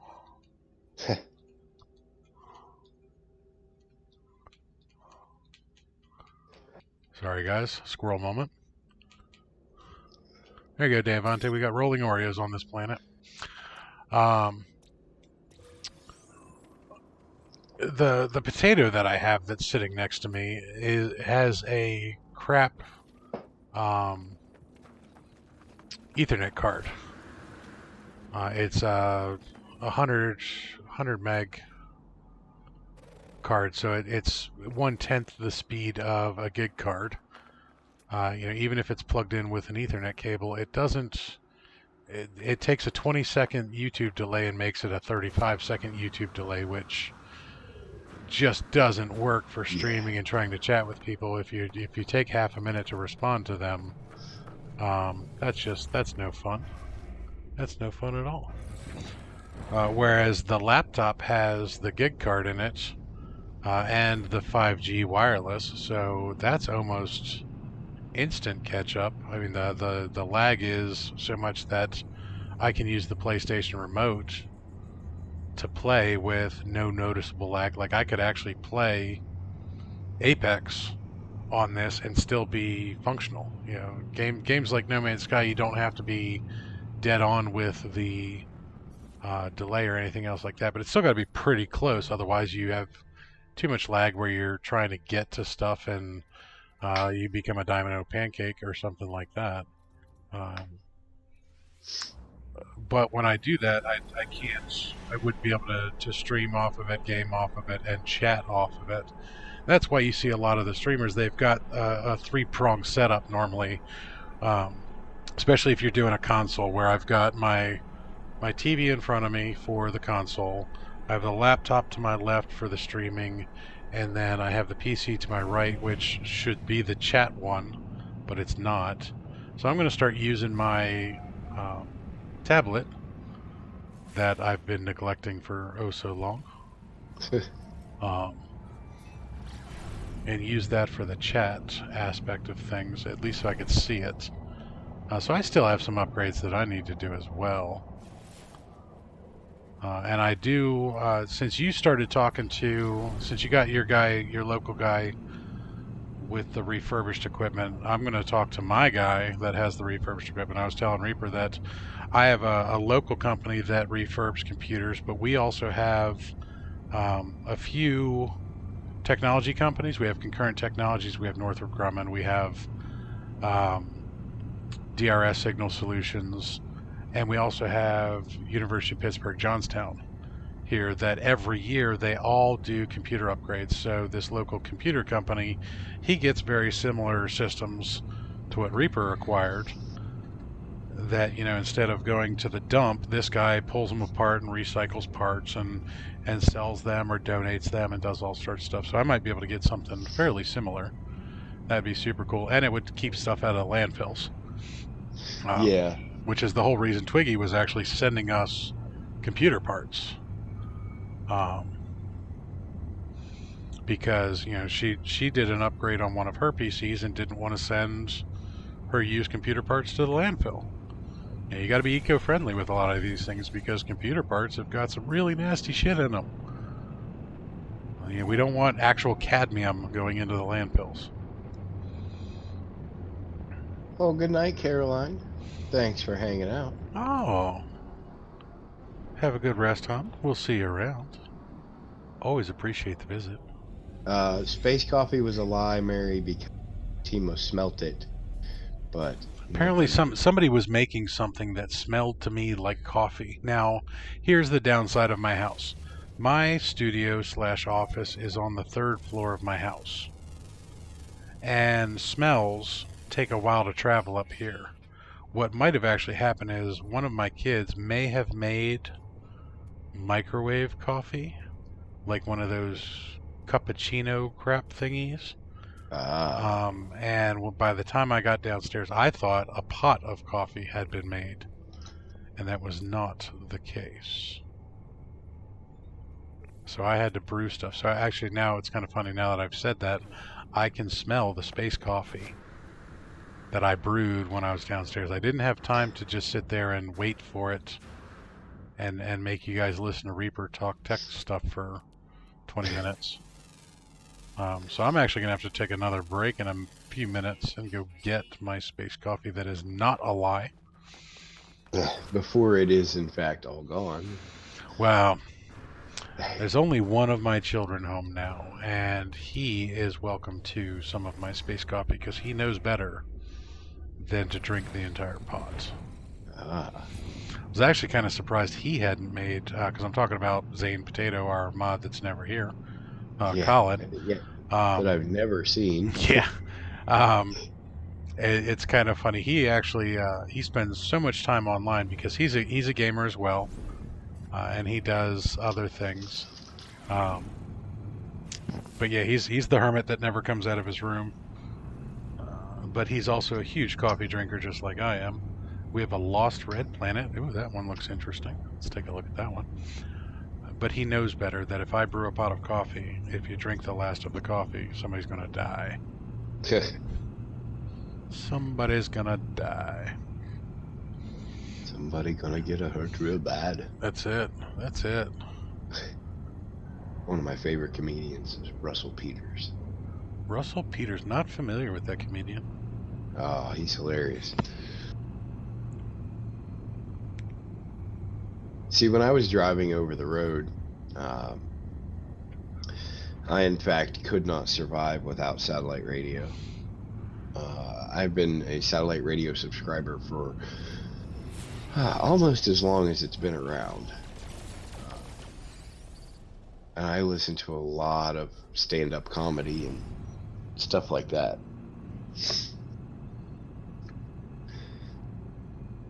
Makes so sense. I know a lot of comedian people have never heard of. Right on.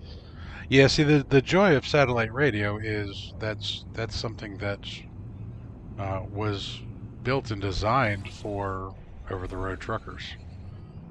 There's nothing more frustrating when you're traveling than going half an hour of being able to find a decent radio station, and then you get into the middle of Nowheresville, Ohio, or some such place, and you have crap radio, and it cuts in and out. So the satellite radio was definitely super, super useful for those that travel a lot. Oh yeah. All right, where did all the land go? So we have a very watery planet. But this is the lost red planet. I want to find some lands. Devontae said driving over the road is much better than under or through it. Yes, very true. Yes, it is. When I say over the road, I'm referring to driving tractor trailer across country. OTR truckers. Yes. I was in fact a tragic trucker for a long time.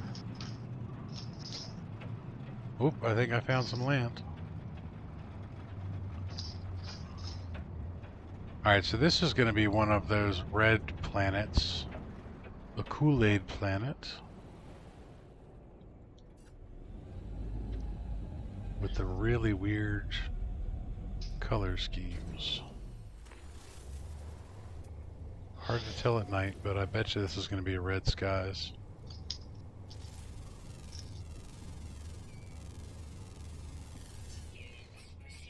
Now, I don't know if I...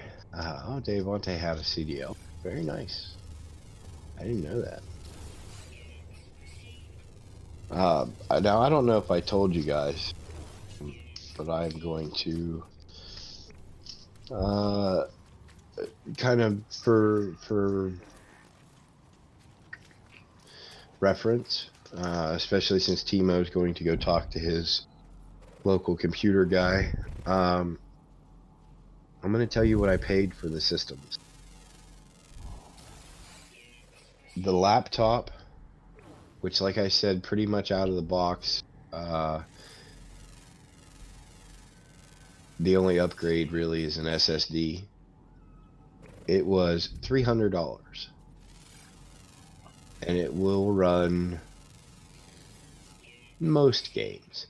Now, you get into some of the real demanding games like, say, Call of Duty, or some of the real fast-paced first-person shooters and stuff like that. You are going to notice it's not going to be 100%, but for games like No Man's Sky, Conan, Farming Simulator, 7 Days to Die, stuff like that, they will run just fine. My desktop was $350. Asshole. Sorry, I had a little something in my throat there, guys. It must be that weather. It is. It's the weather. It's rolling in. And like I said, that's just for reference, especially for you when you go and talk to your guy.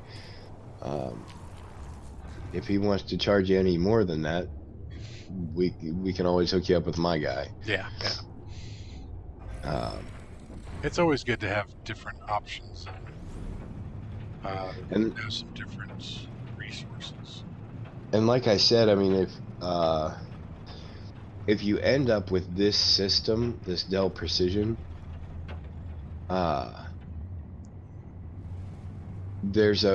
found an entire blog page dedicated to turning this into a gaming rig, and it lists every upgrade and what how far you can go, where you can get the parts,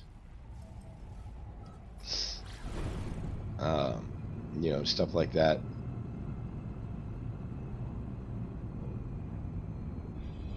They were not a bad system for what they were. It's just a lot of people, that wasn't what their intention was.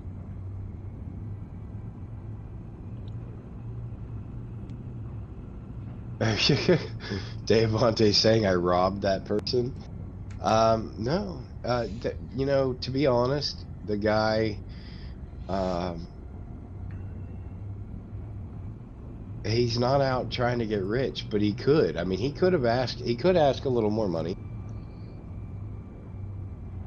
I probably wouldn't have paid it. If he'd have said the laptop was, say, $400 or $500, I would have said no. But that price point, you kind of can't refuse at that point. Yeah. Especially for what it does. That's kind of the key to it all, is the fact that to get something new that will do that same thing, you're more than doubling your price. Take, for example, my laptop that will not run these games. My laptop was just shy of $600. To get my laptop in a configuration that would game would have probably been an extra $150 to $200. And that's not a gaming laptop. That's a laptop that will run some games. you want gaming laptops, you're basically in for a thousand at the least. Yeah, so giving you guys a reference, the laptop that I was given, this HP Envy 360, with a Ryzen 7, the Radeon graphics card that it has, the Radeon Vega, this thing retails for $1,199. New out of the box at Best Buy right now. They're not cheap. They're not cheap in any way, shape, or form. And really, what you're paying for is you're paying for the graphics card and you're paying for the RAM that they use on them. When you get into just those two particular aspects of what is in the box, surprisingly, a lot of the systems that are out there, what they would call a high performance system, even though it's not marketed towards the gamers. A lot of the laptops in particular for quote unquote business purposes, what they had in mind when they were building a lot of these things was telecommuting and video conferencing, and basically that when the business person is out and about on the road, they're going to want nor need for nothing. And what it comes down to is a lot of the things that they may or may not require for your average traveling salesperson doesn't need a lot of these things, but every once in a while you're going to have some form of telecommuting worker that will in fact need 5 different video feeds pulling in for a net meeting, something like that. And when you're pulling 5 video feeds in for a teleconference, that's about the same as playing a high-end video game and streaming. So it's pretty interesting. But yeah, what you pay for out of the box in stores, particularly if it's geared for a gamer, is going to be very, very expensive because it's kind of like buying organic. When you buy organic, I hate to say this, that is strictly a marketing tool. That is a marketing term. There are no federal regulations on what qualifies as organic food. Normally what it means is that the producer of said item took certain steps to avoid chemicals, fertilizers, herbicides, blah, blah, blah, whatever. But in all honesty, they don't have to do any of that stuff. They're just putting the word organic on it and then charging an extra 37% because they know that people that buy that stuff are willing to pay more for that stuff. Gamers are just as guilty. You throw a gaming moniker on something and some nerd is going to spend an extra $300 on his computer because it's a quote-unquote gaming computer. See, I actually have to correct you on that, Timo. What's that? The USDA does have regulations on organic labeling.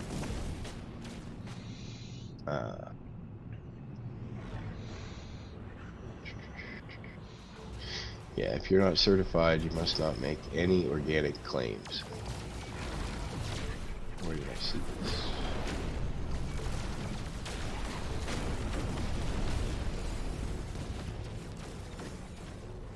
Yeah, it must be produced without genetic engineering, without excluded methods such as genetic engineering, ionizing radiation, sewage sludge, just to name a few. Now these are all USDA certified products. Yes. All right, now what does the USDA not certify?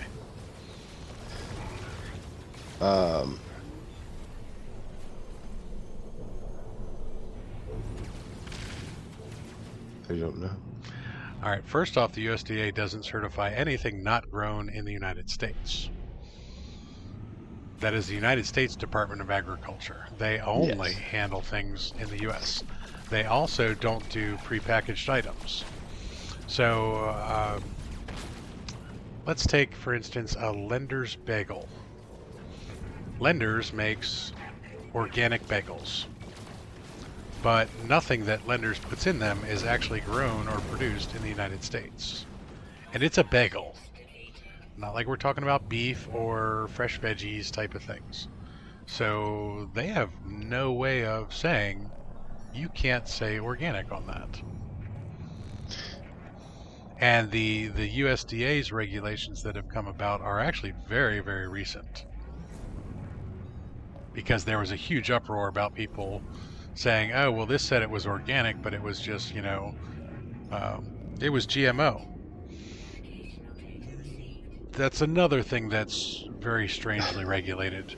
The difference between genetically modified things or just, because I hate to say this, cross-pollination is in fact genetic modification. Yes. Which is a common practice in agriculture. See, Jeff has said, yeah, there's a USDA organic. Twiggy said organic is one they do regulate, but things like healthy and natural aren't. Trucker, welcome to the stream, buddy. We were just Trucker, we were just talking about you. Yeah, just talking about trucking, and I said that I was a tragic trucker for a long time. Yeah, he said it's all, unfortunately, it's one word, or it's 4 letters. It makes the difference. So if you go to the store and you see 2 packages of ground beef, and one says organic, and one says organic, and under it, it says USDA. The one that says USDA does in fact follow the regulations and meet the requirements to be certified organic. The one that says organic or organically grown, or however they want to word it, that's just advertising. It means nothing. That's just them trying to make an extra buck. The only way it can be regulated is the USDA organic seal. You can still put the word organic, or a free range was another one. Oh God, free range. Yeah, yes, free range chicken. The chickens were allowed to run around inside their giant cavernous warehouse. Yes, yeah, and that was considered free range. But yeah, it doesn't actually mean anything.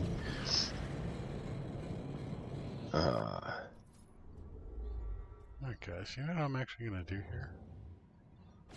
I'm going to reload an autosave. Ooh. I don't know if you guys saw that, but while I do love me my Yokohama, she could use an upgrade. Uh-oh. What did you find? My tech slots. I have 6 tech slots on the Yokohama. Gotcha. Or 5, now 6. Yeah, 6, and it's split right down the middle for 3 and 3. Oof. Yeah, that sucks. That sucks.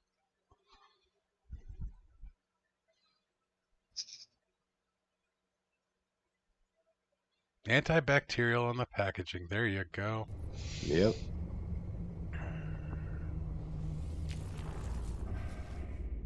All right, so what are we going to do here? Now we know we've got a lovely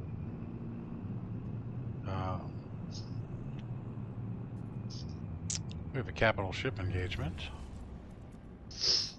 Whoops, too close to the thing. I still find Devante's comment hilarious. Which one? Where he said, I robbed that guy.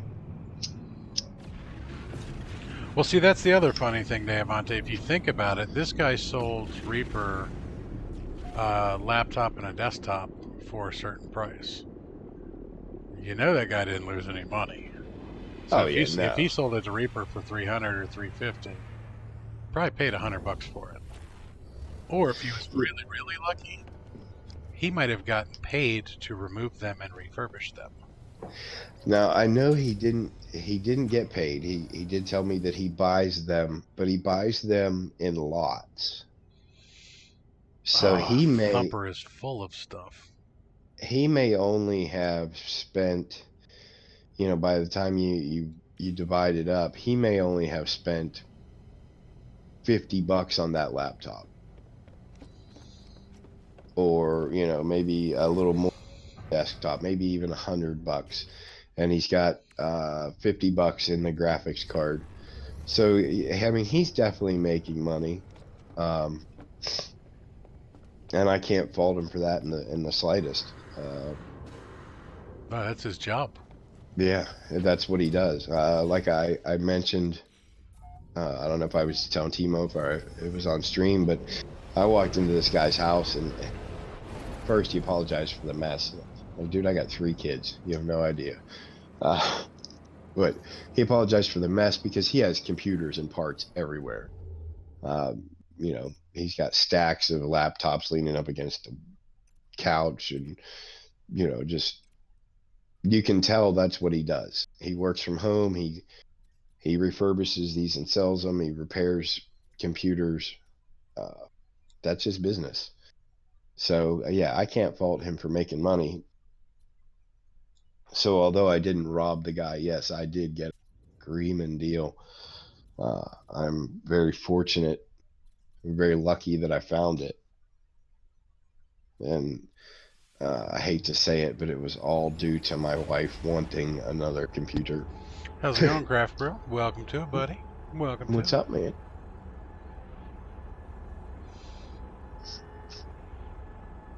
So I need to actually bring us back from this squirrel tangent that we took off there. You were supposed to tell me something when I came back from the break that was probably going to lead to another squirrel moment. Needed some advice. So here's where I'm at. I have Aflac, and I've had Aflac for a year and a half now, and I've never made a single claim. Yep. Now, the nice thing about Aflac that I found out at my startup meeting for work is that there's no time limit. So I can go a year and a half back and make a claim. The problem is you have to have documentation. So basically I came home and told the wife, we've missed out on quite a bit of money. Now, I mentioned this the other day because Mary had asked about my daughter's knee and her ankle. Yeah, because we were talking about Aflac. Yes. So excuse me. I mentioned to the wife about needing the paperwork from appointments and such, and she said I stopped keeping that stuff. And I said, are you crazy? And after that discussion, basically I said, okay, well, new plan, log into our insurance company and print out the records for visits or whatever you can. And she logged in, and the first thing it said was that she only had teen access. In order to get access, she had to get a letter from the doctor, which I didn't understand because we aren't the teens. We are, in fact, the parents of the teens. But we still had to have permission from the doctor to get access. So she did that. And now it's telling her that because our kids are over the age of 12, she still cannot access the documents that I would need to claim on Aflac. And I was wondering if you knew of any other to get around that. Your audio cut out there for a second. I was wondering if you knew of any other medical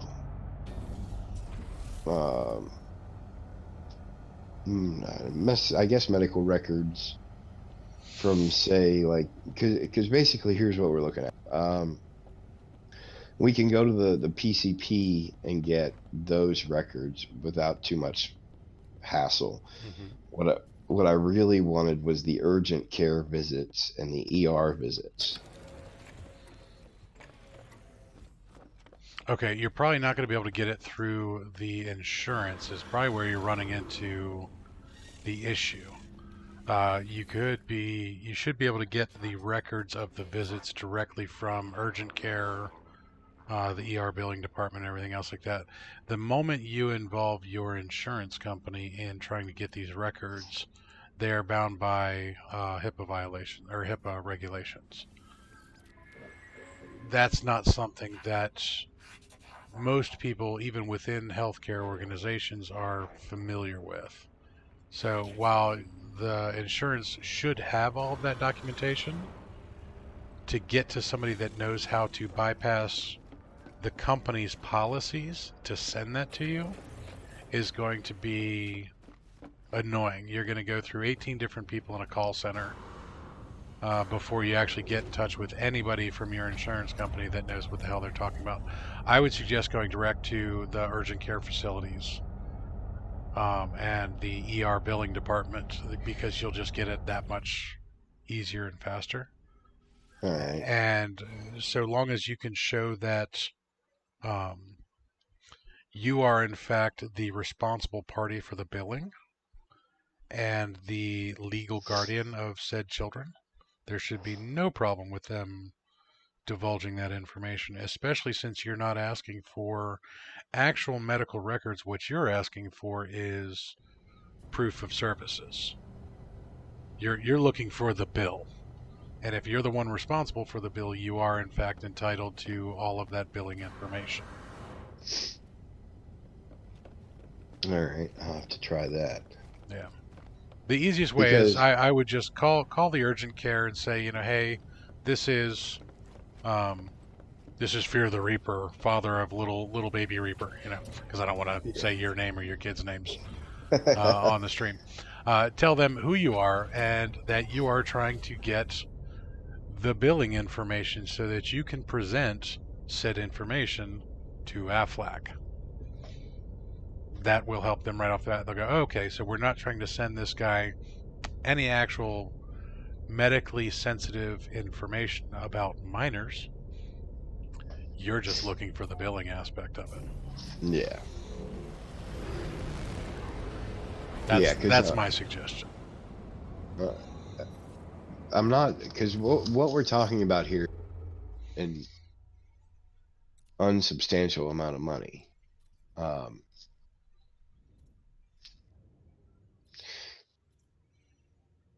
You figure over the course of a year,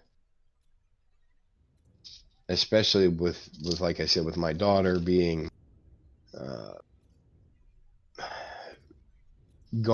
having gone to urgent care quite a few times, in the ER a couple times, and various other aspects. I would with the way that you explained it before, because you're not actually sending AFLAC bills to be reimbursed for the services provided. You are sending it to AFLAC because AFLAC provides you with a certain chunk of change every time you have a certain service. So your yes, daughter going to urgent care gives you what, $60 I or believe something like that? it's 60. Yeah. So you just need to show that you took her to urgent care. They don't even need to provide how much that urgent care visit cost, whether or not it went even to your insurance. You just need to show to AFLAC, to get the AFLAC money you're entitled to, that you took your daughter to urgent care. Yes. And that she was actually Seen. treated. She was seen and treated in some way, shape, or form. So this is where, like I said, the insurance people are going to get all goofy, because when you talk to an insurance person, an adjuster, or the call center agent, they're immediately thinking you're disputing. Because this is actually what one of my daughters does. She works for an insurance company in a call center. It is her job to tell people no. She hates her job because of this, because you have a lot of these people call in and they've got legitimate questions about their billing, and her job specifically is to tell these people No, your insurance was your claim was denied um, because it violated such and such, or because of this. Regardless of whether or not that's actually the case, that's still her first response for her job is to basically tell people their insurance is not covering something because they don't have the right insurance type of thing. And it's a shitty job. It's a Yeah. shitty business. And then when people if people actually understand how their insurance works, her job is to actually send them to as many different people as possible within her organization to get them to basically hang up the phone in frustration. Yeah. And this I hate to say it, guys. This weighs very heavily on my daughter. I don't hate to say that, um, but she's paid very well to jerk people around, to try and get people to hang up the phone in frustration, so that they don't actually get the money that they're supposed to get. Now, what my daughter normally does is she'll go through her prepared speech because she has a script that she has to do, and her calls are actually every one of her calls are recorded. She has to go through this, and if she doesn't, she gets fired. And it's a crap way to do things, but she'll go through the whole speech, catch on all the key points, deny them speaking to. I mean, she won't deny them speaking to a supervisor, but she'll try and say, oh, the person in charge of that's not going to be available for 2 or 3 hours. Would you like to wait? Because that's part of the script. And really, what she could do is say, would you like to be put on a callback list? Um, which is how she gets around this. She asks everybody, would you like to wait for supervisor so and so? And everybody, of course, goes, well, hell no, I don't want to wait on the phone for 2 or 3 hours. She's like, and then my daughter will slip in there, well, I'll put you on the callback list real quick. And the supervisor is going to call you back in about 15 minutes because once somebody makes it into that queue, the supervisor has to go through that list relatively quickly. Yeah. They can't jerk people around and keep people waiting. So it's a shitty system that insurance companies have, but you're going to get those people. That's who you're going to get on the phone if you call the insurance. They're going to think that you're What's trying to get a claim put through that doesn't. That what's the movie with Matt Damon? downsizing? No, no. Older movie, insurance company. Oh, the informant. No, it's not. It's not the informant, is it? It's where him and Danny DeVito, Him and or not Danny Danny DeVito. Is DeVito. it? It's not Danny. Is it? No, it's not Danny DeVito. Um, he's a brand new lawyer. Takes on a case with Mickey Rourke is in it. Uh, Oh, now I'm drawing a blank. I can remember like Mickey Rourke's Bruiser. Yeah, you've got a computer right in front of you with really loud clicky clacky keys. Yeah, yeah, it was Danny DeVito. It was no,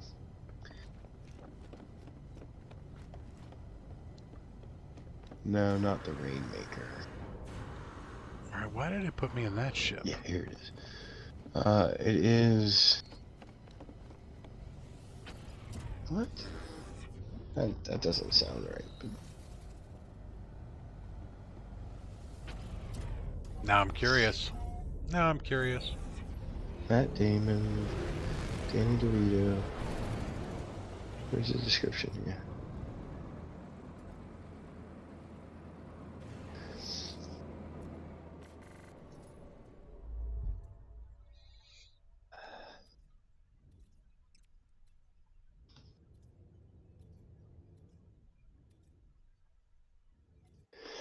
The Rainmaker.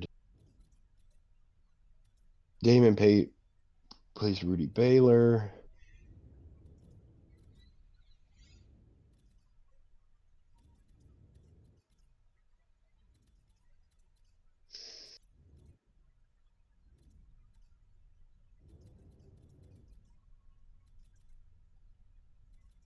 All right, I'm gonna keep looking this up. Well, continue with the premise of the movie because So he basically takes on an insurance company. Yeah, it is the Rainmaker. Okay, so Basically, they take on the insurance company because the insurance company denied a claim for a leukemia patient, stating that uh, the procedure was that he needed was considered experimental, so they didn't have to cover it. Ah. And in the process of the court case, basically there was kind of the smoking gun, I guess, was an internal document from the insurance company to the claims department that basically says the initial response is to deny all claims. Yep. Uh, and it's kind of that that's the hinging point of the court case. But And I hate yeah, to say this, guys, but that is in fact standard operating procedure for a lot of insurance companies. Deny everything, force the customer to do the work, try and get them to basically just give up out of frustration. Um, and that's the type of society we live in. Now I hate to say it because I live in a town that is a former steel town. Western Pennsylvania is part of the Rust Belt. Yeah, we had a lot of steel mills, we had a lot of coal operations, a whole bunch of businesses that just don't exist anymore, or at least don't provide the same form of um, employment that they used to. That entire towns died because of the folding of the steel mills. Um, so a lot of things changed, and the primary job here in town is healthcare. Um, Duke LifePoint bought our local hospital, and there's a ton of medical billing here and everything else like that. So healthcare is a huge part of what sustains this town, and the healthcare industry is the number one employer in the United States right now. That's definitely we the note. we have an entire economy that is now based off of no longer manufacturing, but processing and denying bills. Yeah, Not treating things, or if we do treat things, billing people as much as possible. Um, Not a big fan of the healthcare industry. There are so many problems with it. But having that large of an industry means that regulations um, are written and formed because of it. When you have that much money changing hands, that's going to be heavily lobbied. So, yes, we have senators and congressmen and congresswomen that have been bought by the healthcare industry. And that's a huge thing that things aren't going to change because the rich get richer because of these things. And that's how they get richer is by denying those claims and the likes. It's another crap ship. and unfortunately for us, uh, our insurance company, our insurance provider, is the largest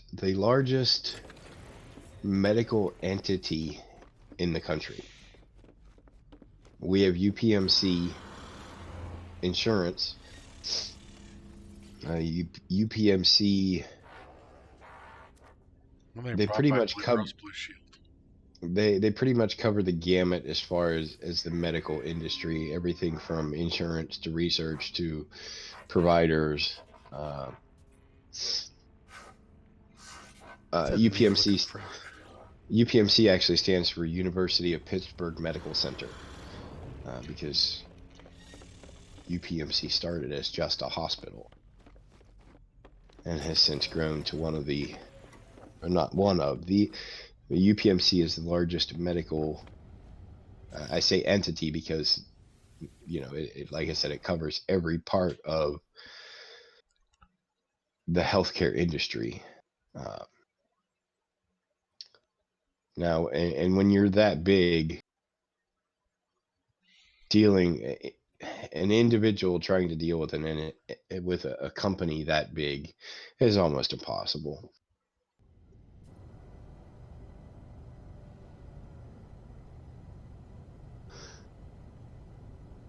Alright, did that reload me in another living ship, or did it put me in Dora? It put me in Dora this time. Yay!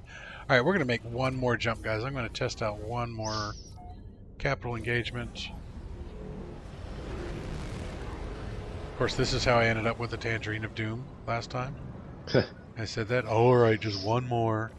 Yeah, Not, but not going to take it unless it's an S-class.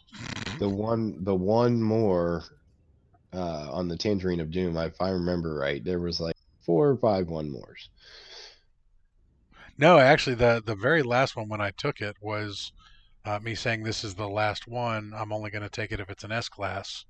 And then we found the Tangerine of Doom, and I was like, oh my god, it's bright orange. It's a McDonald's. It's an Angry Happy Meal, but it was an S-class, and it had perfect stats. Whoops, there's an affluent right there. And I couldn't turn it down at that point in time, even though it is the Angry Tangerine of Doom. I think I may have lost my heat source. Ruh-roh. No, I have not. It just got chilly in my studio. Did it get windy? Probably.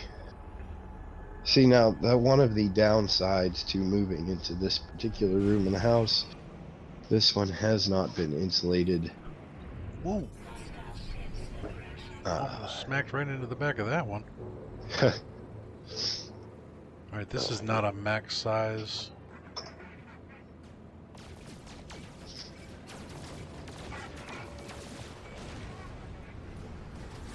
Yeah, this was actually on my list of rooms to remodel. No, I say was. It still is. Now it's higher on the list. Now it's higher on the list because I'm cold. And I don't actually get cold very easily.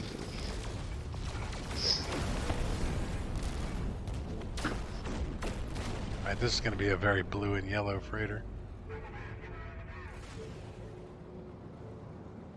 These guys are all hitting the frigates in the back.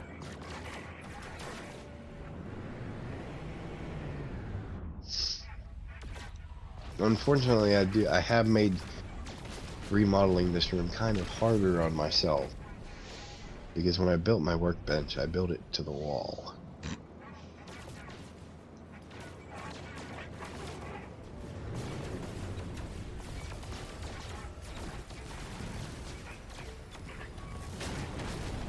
Plus, I have pegboards on the walls, and I have storage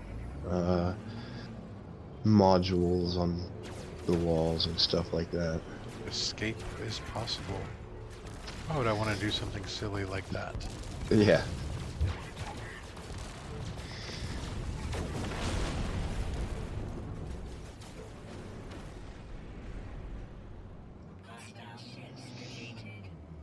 Alright, so this is not a max size. So I hate to say it, regardless of what status this one is, I'm not getting it. Excuse me. Mary Lizzie, you still with us, hon?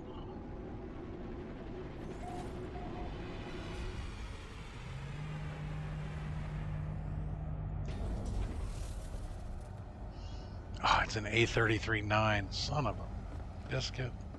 Close. Close. It's actually got Close, more, but no cigar. More spaces than what I've got now. I got a 34.6.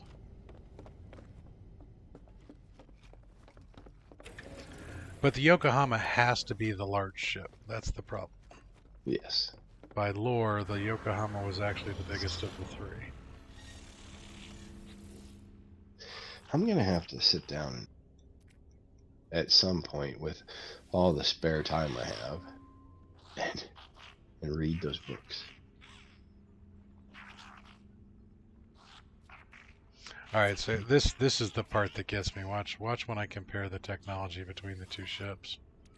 Alright, so there's the Yoko on the left. She's an S-class 34. This is a 33 A-class. But then you got 6 tech slots. Yeah. It's just like, that sucks. Now, granted, I mean, I have a hyperdrive range of almost 2,000 light years now on the Yoko. But this makes me wonder, so if you really think about it, what are we going to be able to add to these things? See, now I do like the setup you have with the on the A class. You have that block of 4, so you could get max hyperdrive range on that ship. Yep. See, unfortunately, mine, I don't have that block of 4 on either one of my new freighters. Yep, gonna have to do some future ship shopping, guys.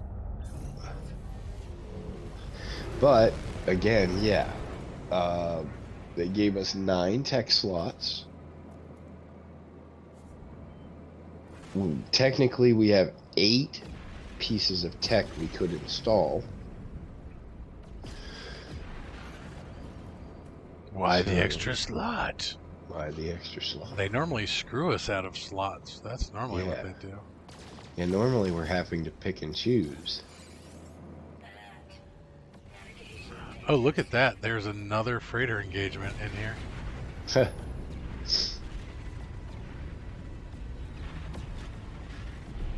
I don't think I've ever had 2 of them come up in the same at the system? same time. Yeah. I not confused myself with what I'm flying around in. You are in Dora. I am in Dora. Dora's a nimble little minx. But I parked myself in a... Oh, look at that. There's an asteroid right in front of my ship. Because the Yokohama is like a honey badger. She gives 0 Fs. Alright, did we lose live chat or did I lose live chat? Last. I got Dave Ante's urgent care. Somebody type something in chat real quick, please, just so I know that it's still running.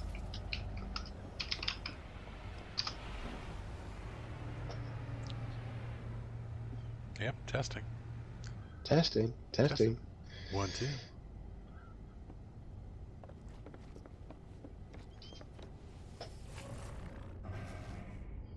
Alright, so we've got the doomed Yonkita. Actually, let's recharge that real quick because that's going to bug me. Yep, there's Dave Ante. Okay, so it's still working. That's not the thing. Let's take the Yonkita for... Nobody's chatting. What I was actually looking for was see if Mary Lizzie was still in the house. Yeah, see if she was going to go live at 2 o'clock. Because we are approaching that time.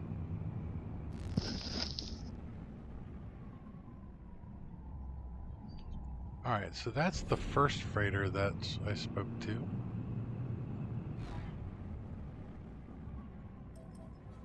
Unknown planet. Don't want to land on the planet, I'm just trying to pulse around. No worries, Craft, no worries. Yeah, Crafter said he was pretty busy at work. He was just listening. We do love our lurking craft brew. Oh, yeah. Yep. He said major busy at work. Lurk and play on Jeffus Lives. What you playing, Jeffus?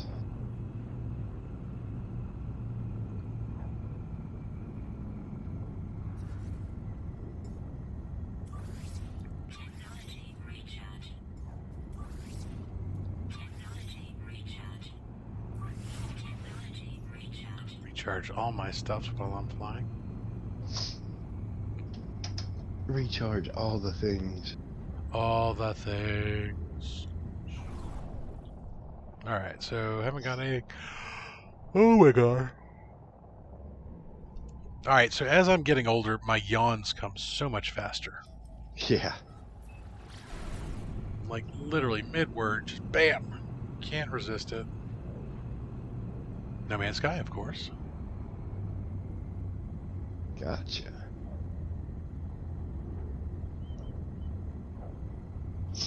So we're going to do a little pulsing around looking for some more upgrades. And I just remembered that I made space coffee. Space coffee. Gonna have to go get some space coffee. Hey, we've got an egg. Scream suppressor. B class. Take it. Nice. Time for Twiggy Lurk. It's meeting time. Twiggy's one of those people that's fortunate enough to telecommute. Nice.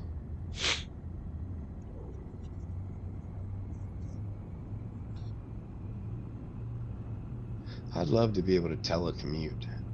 It's hard to pave from a computer. Yeah, I was gonna say I haven't figured out how to remotely operate the. Well, what you need to do is you need to get the owners of the company to buy some very, very expensive remote controlled paving equipment and operate that like a drone. Speaking of, that makes me think of another channel that I used to watch. It was dedicated to remote control things, remote control trucks and kind of equipment, stuff like that. Just, you know, a bunch of guys having a good time. But the creator actually had an accident and broke his back at one point. Oh, jeez. And as a result of that, he can't operate equipment, like normal sized equipment. But he lives on a farm and needs basically has the need for a skid steer. Mm-hmm. So he bought a full size cat skid steer, and actually there's a company that makes a remote conversion for it. Oh, nice. So he has a fully functioning skid steer and can do everything from the outside that you can do on the inside. He just has a little control box that he hangs around his neck, and he has full control over it as a remote control, basically remote control toy. That's pretty cool. Yeah, that's what I need. Now, of course, what sucks is this man. You said he's a farmer. He, not that I know of. I know. Oh. I guess I would call it more of a ranch than a farm. Gotcha. But they don't have any crops that I know of anymore, or anything like that.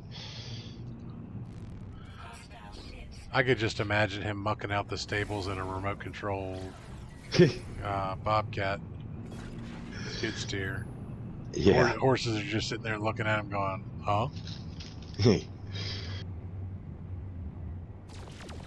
Basically a radio controlled pooper scooper.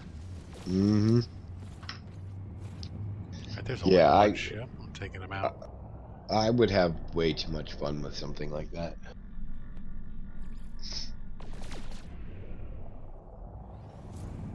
In the course of my job, almost on a daily basis, operating some sort of equipment, whether it be skid steer, front loaders, high lifts, excavators, stuff to that effect. To be able to do it remotely would just be too much fun. I think the big problem you have with telecommuting is not that you couldn't do your job remotely. It's that with paving, there are so many different aspects of the job that just have to be done in person. So you'd still have a crew of 6 people standing there right next to your remote controlled paver or, you know, dump bed or something. They'd get a little jealous. Yeah. The jealousy factor would be huge. Yeah, because unfortunately, still haven't figured out how to remotely operate a shovel. Yeah, that's the thing.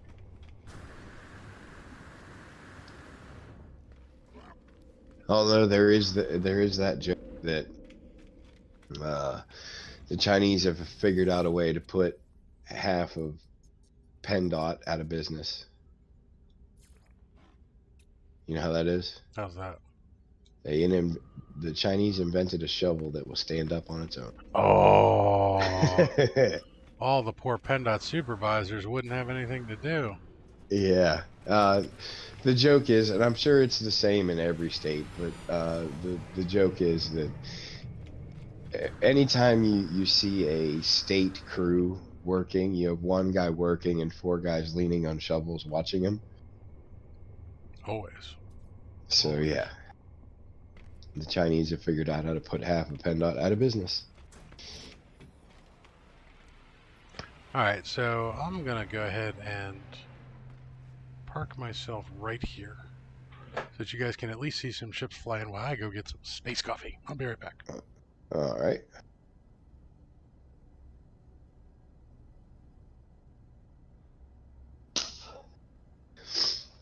Uh, Time for a little more clickety clack. Because that's the only bad thing is you guys know, now you guys know when I'm typing.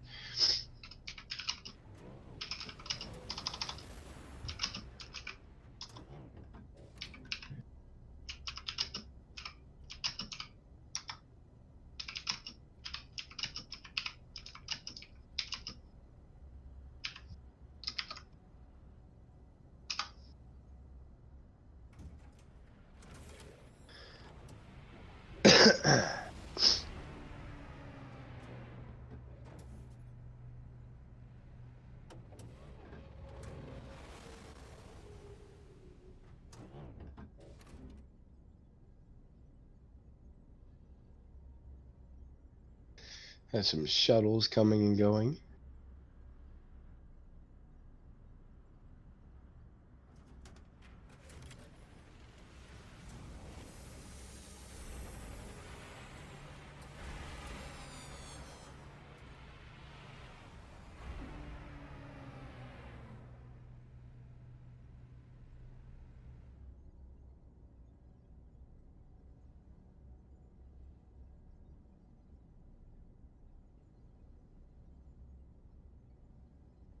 Couple red haulers there.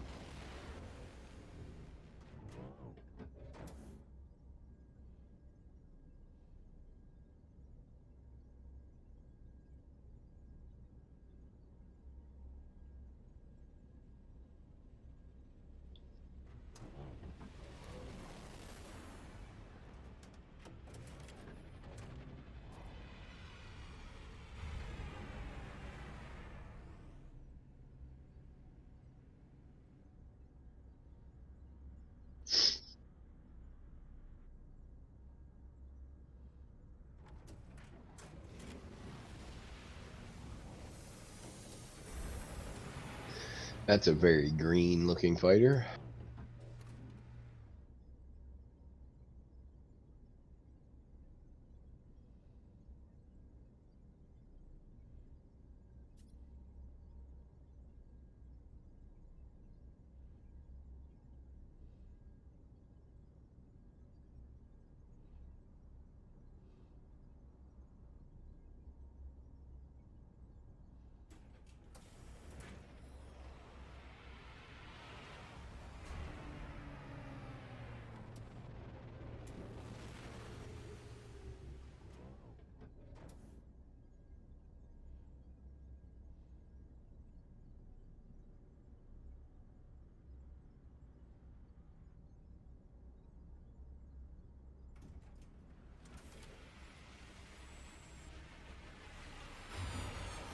All right, Dave Ante, what are you up to?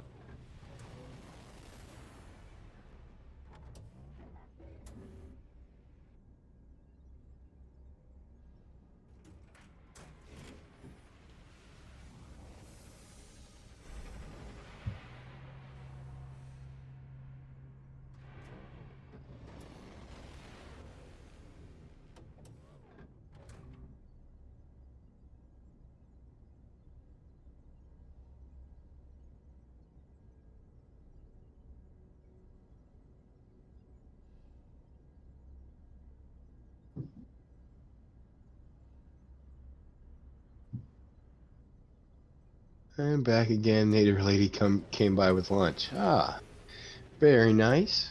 Mary Lizzie, are you gearing up to go live?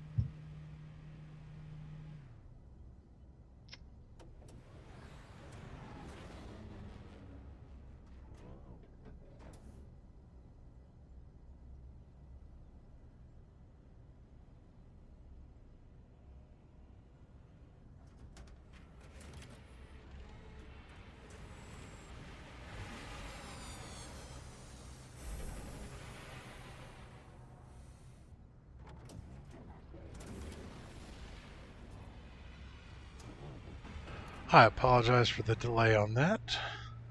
So Oh, no I go worries. downstairs, start pouring myself a cup of coffee, and then something touches the back of my ankle.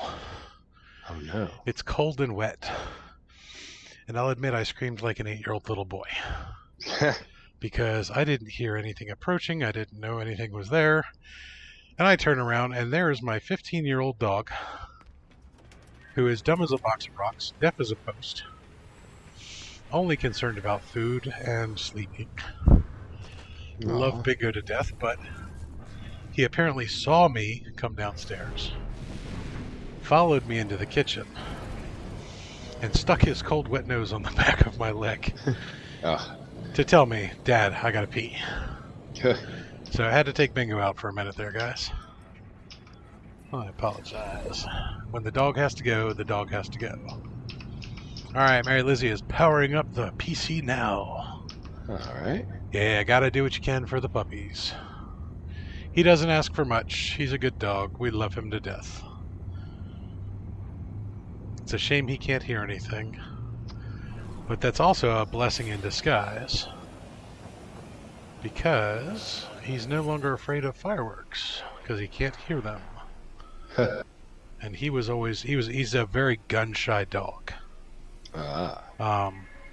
I've pretty much told this story before. Alright, so here we go. We've got a space trader. He's got cactus flesh, sac venom. These are things that are normally not for sale. But the space traders sell them to get on the frost crystal stuff. Bingo used to... 4th of July obviously was the worst, because that's... Everybody in the city of Johnstown sets off fireworks for the 4th of July. And the dog would just cower. He would be an anxious, shivering mess underneath whatever we could hide him under. We tried the thunder blankets, the thunder vest, any type of thing you could do to comfort a dog that's like that. He'd go and hide in the basement basically, and it was horrible for him.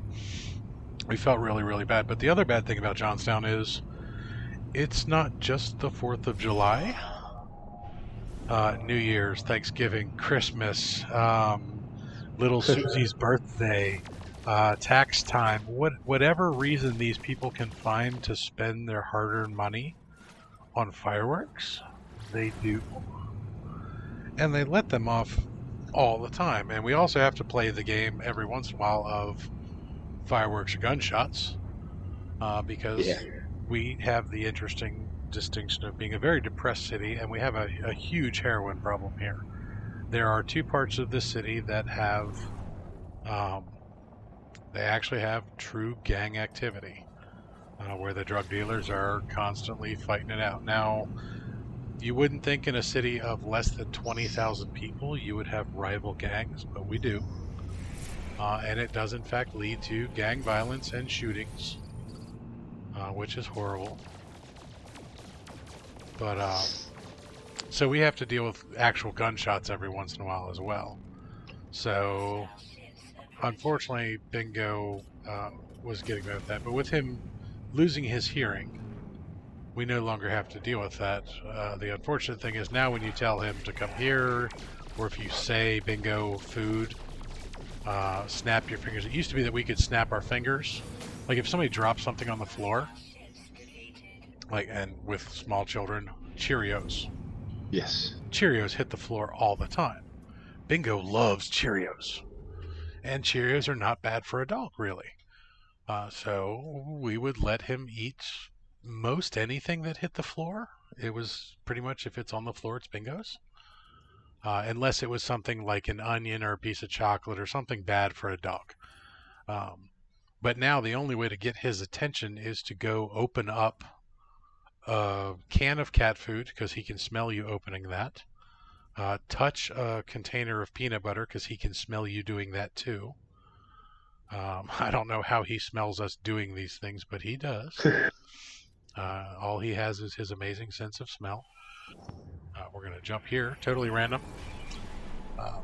But you can't just snap your fingers and say, bingo, there's a mess on the floor. Or, this is going to sound really gross, guys, and I'm sorry I'm going to bring this up. We also have 4 cats in the house. And when you have 4 cats, you're going to have 1 cat with a hairball every day of the week. And they rotate through it. So there's always a cat puking something up in our house. Normally, it's because we just put new food in and one of them gorges, thinking that they're going to run out of food because we just put food in their bin. Yeah.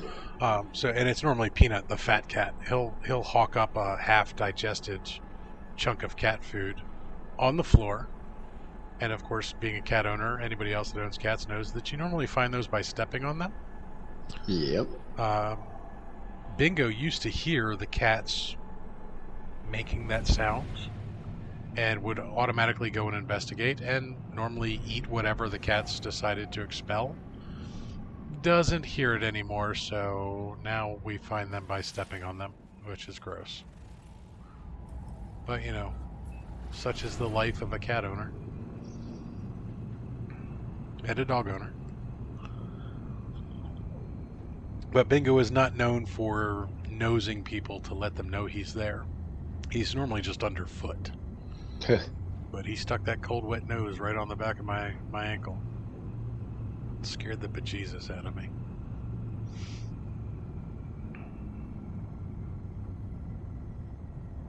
Now, the other bad thing, with him being as old as he is, he doesn't get around very well anymore either. And to get out of our house, no matter which way you go, we have a front door, we have a back door. The front door has 10 steps, 10 long concrete steps to get down. The back door has 4 steps that are carpeted before you leave the house. So he has to go down steps to get out of the house, and then he's got to go up steps to get back in. And you know, he's getting old. It's hard. Apparently he really had to pee because he flew down those steps today.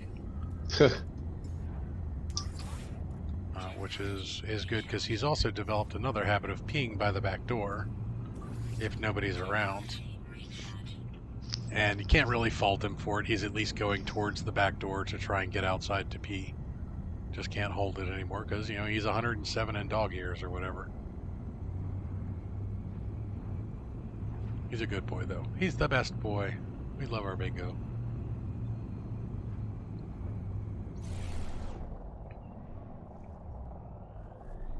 Alright, let's point towards the star. What's going on, Ballisticola? How you doing, buddy? See, you finally made it out of the space station into somebody else's stream. What's up, buddy?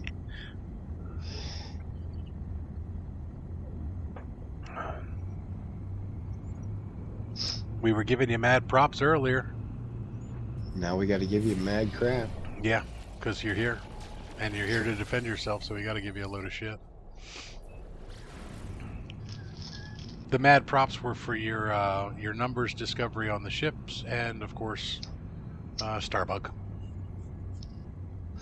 The Starbug. Your mad building skills. Which I'm hoping one day they'll allow you to build in space stations. That way you can build more often.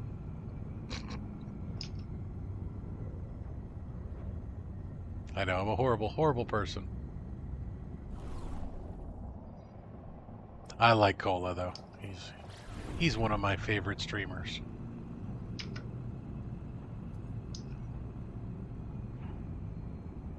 Mainly because he's one of the few streamers I can always tune into, because he's always streaming the same time I am.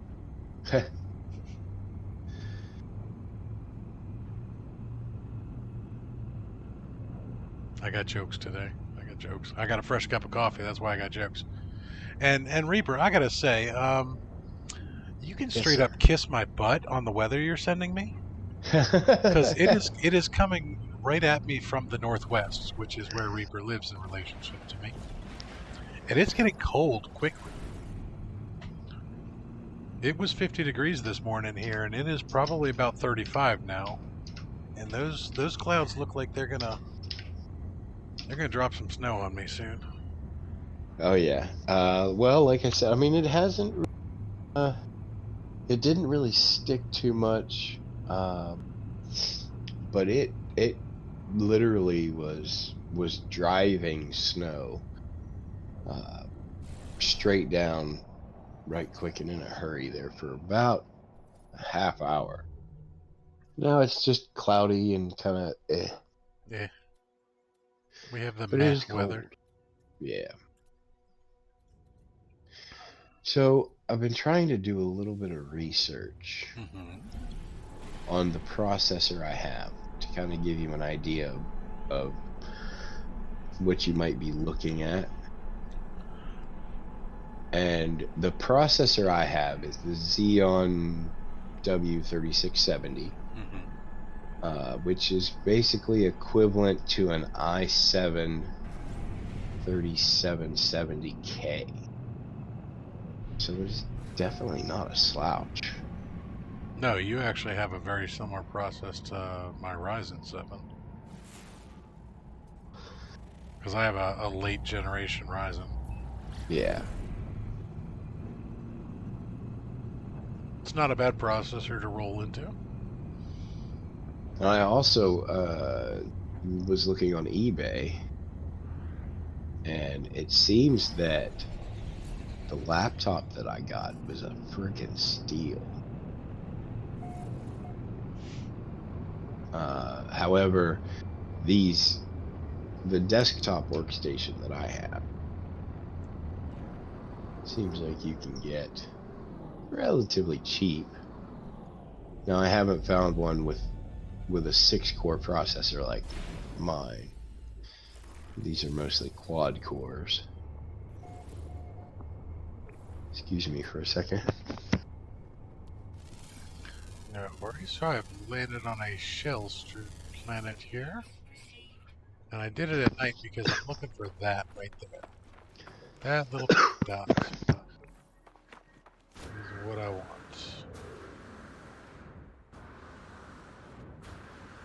Because that is the glitch.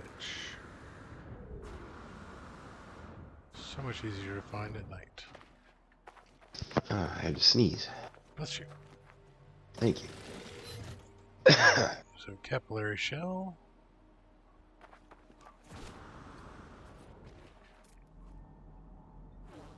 Okay, I've already scanned these guys. I've already scanned those. Not too many things to scan on this planet.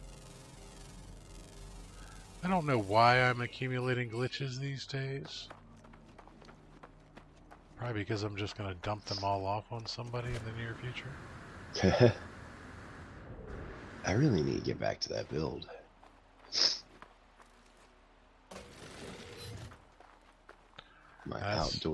My outdoor dance club. Yeah, man. Got your electric cubes just waiting to go.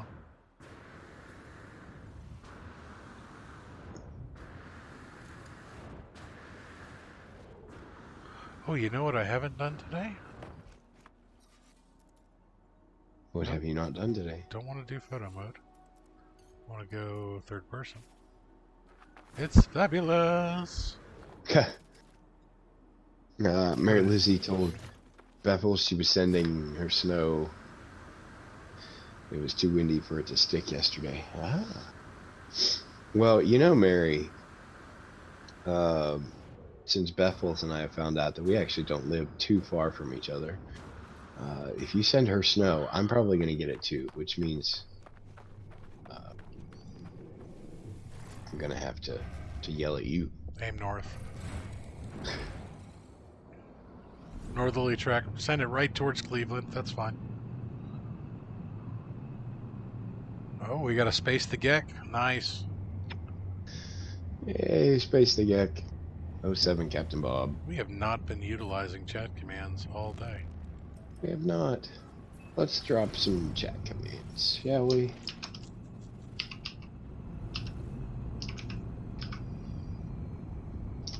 See, I'm having flashbacks to the 80s when every keyboard sounded like that. It is quite a nostalgic sound. So I don't know if you guys remember, but a few months back, Zane was getting complaints on his stream about his keyboard clicking. So he went and bought what was supposed to be like the penultimate silent gaming keyboard. And when he hooked it up and put it in that stream, it was the loudest damn thing in the world. It was so funny, and he was so distraught. No, actually, it's relatively difficult. While Reaper and I live relatively close, there is one beautiful thing between he and I. There's a giant mountain Yeah. that deflects a lot of weather. If it comes from his direction, um, like anything that comes directly from Reaper, I'm going to get hit with because the mountain's to the west of me. Anything that comes off the plains normally hits said mountain and bounces either to Reaper or south of us. My keyboard is quite loud. Now, the nice thing is if it becomes an issue, which I don't think it will, top for chat, it's silent. But if it would become an issue, I can just take these switches out and replace them with cherry black switches, which are the silent version.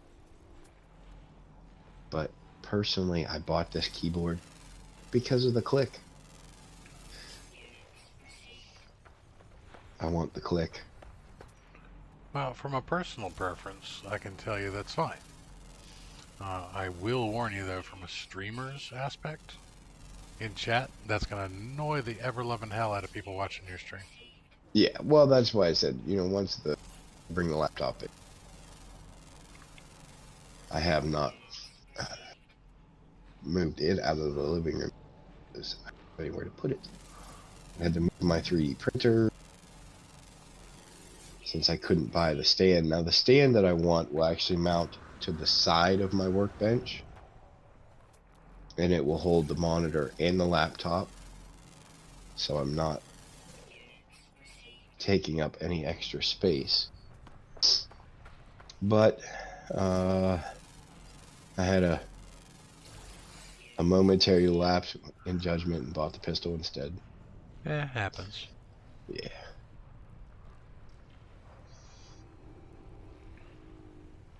See, and that's part of the problem, is because I built my workbench at a height comfortable to work at standing.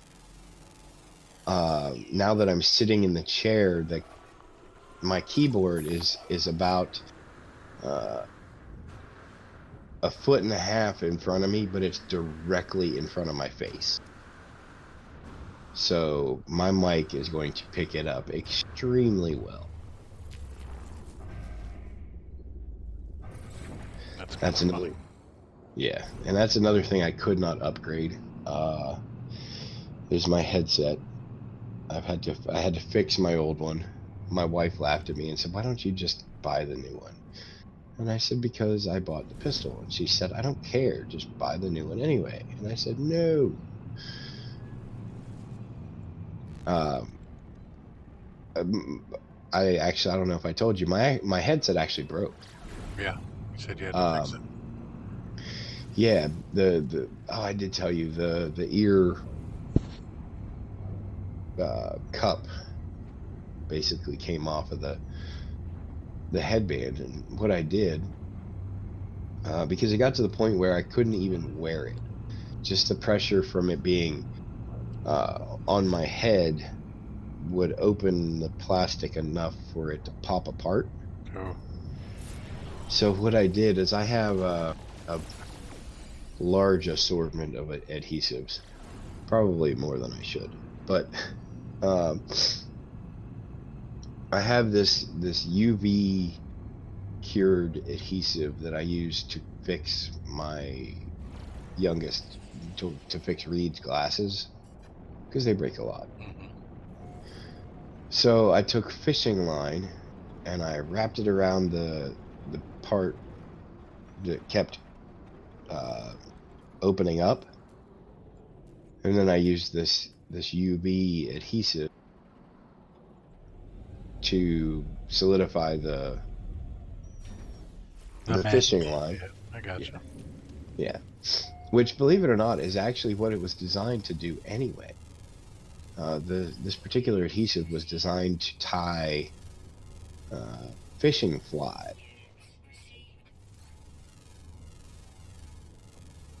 So, for once, I've used something for its intended purpose. Yeah, now you just need to throw your headset in as a lure. Yeah. See if you can catch a gamer fish. Yeah, gamer fish. Maybe he'll bring my Astro A40 headset with him, because that's what I want. Or maybe you just need to start streaming fishing games. Ooh. That would be quite boring. Yeah, we thought that about Farming Simulator, which happens to be one of my most popular titles that I stream. True story. Although, I don't know about you, but when I go fishing, I don't usually go to fish. I usually use it as an excuse to sit in a chair and drink beer. See, I'm the total opposite. When I go fishing, I get in the streams. I wade in there. And I drive trout fishermen nuts because there's a little known fact about fishing. And that is the person in the water has the right of way always. So if you are in a set of waders walking through the creek, you have the right of way. So all the people that are sitting on the shore drinking their beer thinking they have the right of way because they've been there for 8 hours are in fact wrong. And I've had this pointed out to me. I've had to point it out to people, and I've had it pointed out to me multiple times because I do, like I said, I put on a pair of waders, I get in the creek, and I use, because I find that the more relaxing way. And I'll walk the creek, and I'll go upstream from wherever I start and walk for miles at a time. What also drives people nuts is I don't fish for trout. I fish for smallmouth bass. So I'm going for the one fish in that really, really hard to reach spot that everybody's been trying to drop a lure in because they think there's a bunch of trout in there and they're not. There's just one smallmouth bass. And he doesn't want to eat your stupid trout bait. Yeah, so it's fun.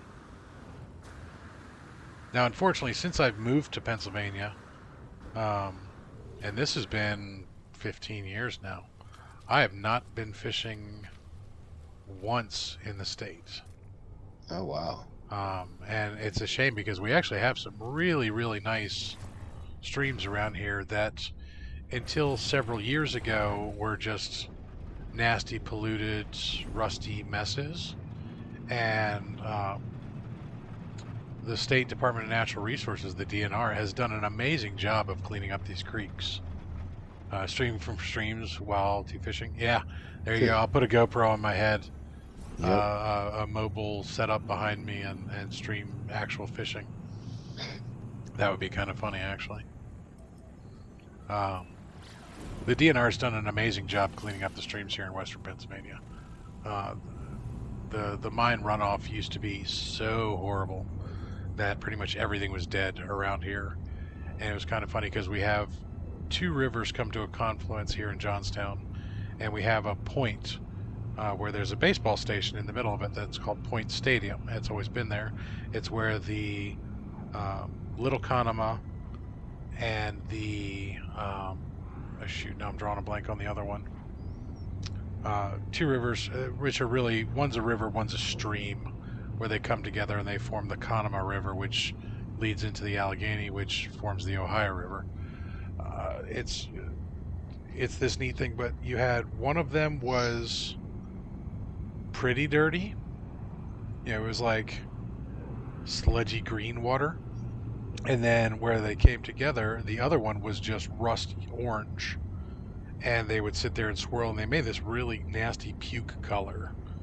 That was the river, and that's when we first moved here. And then the first thing they did is they started to work on the mine retention ponds upstream from Johnstown on the Conema, on the Little Conema. So that one got clear, and then you still had this orange crap was dumping into it at the point. Literally overnight, the DNR had gone in and built.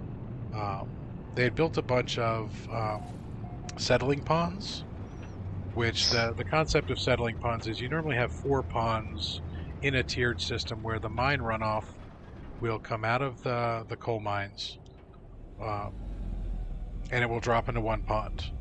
And then that pond will drop into the second pond, and all the heavy metals normally fall out in the first pond. So this automatically starts cleaning up the rivers by removing the heavy metals, the mercuries and the cadmiums and all the other things that are in copper, or not copper mines, but coal mines. They'll drop out in the first pond, and then that second pond drops into a third pond drops into a fourth pond drops into the river. By having this multi-pond system, it gives everything a chance to settle out, and then DNR can come in every 5-10 years and clean out these ponds, pick up all the settled stuff, and dispose of it correctly. But the first thing it does is cleans up the water, because you no longer have this nasty rust crap. So literally overnight, it was actually over a period of 2 days, because they did the opening on a weekend, where the river went from a pretty healthy amount of water, and when I say healthy amount of water, I mean it was a pretty active stream. There was a decent volume of water flowing out of these. The river shut off Saturday morning, where Saturday morning we all came out and the river was just done. It wasn't moving, wasn't flowing at all. And people actually started to call the police, which I think is hilarious. That, oh, the river stopped flowing. Who do you call? You call the police. No, the police, they're not going to help you. Because the police didn't know what the hell was going on anyways. So the police, of course, called DNR, and DNR's like, yes, we opened up the drop ponds. The water should start flowing again Sunday or Monday. Okay. So Sunday, the stream starts to trickle again. And then come Monday, we actually had a decent amount of rain that weekend too, so it should have been flowing a lot better than it was, but everybody was worried because there was just no water coming through. What they were basically doing, it was filling up these 4 ponds. Yeah. And these are not really small ponds. They are rather substantial bodies of water, because there's a lot of stuff. That actually got the butterflies on that scan. That was kind of cool. I thought I was scanning the tree and it got the butterflies. So it took a while for these 4 ponds to fill up, but when the ponds finally did start discharging into the river, everybody started calling in complaints because they didn't recognize the river. They thought something was wrong with it because, lo and behold, it wasn't rust covered. Yeah. It wasn't rust colored. It was clear. The water was perfectly clear. Now, what they could see at this point in time was the fact that the bottom of the river was just caked with rust. But what they were surprised, they started to see things moving in the water. And people were calling DNR saying, I think something's wrong. There's these weird things that we keep seeing in the water. Lo and behold, fish. They're fish. Holy shit, you can see the fish that are floating and swimming in your river. They're supposed to be there. They're a natural part of the habitat. You could just see them all of a sudden.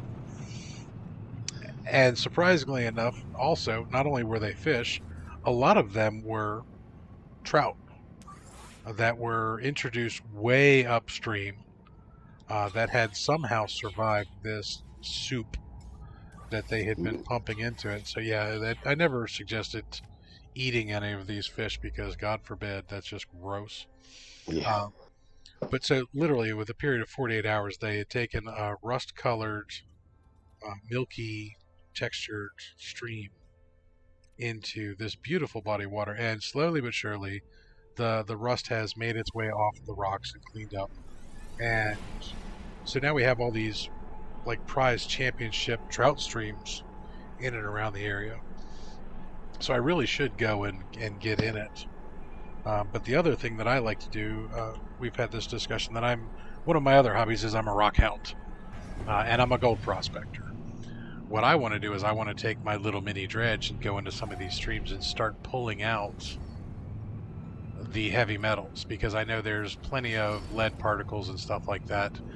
And when you go prospecting for gold, when you use either a mini dredge or a sluice box or something, the whole point of gold extraction from streams is that gold is 19 times heavier than water. Well, lead is 10 times heavier than water. So you get a lot of lead, particularly buckshot, fishing lure parts, fishing weights, and stuff like that. So a lot of people that actually dredge for gold are doing the environment a favor by cleaning up all these heavy metals that are normally just sitting in there. Plus, we have a huge amount of iron content in and around. I live in Cambria County,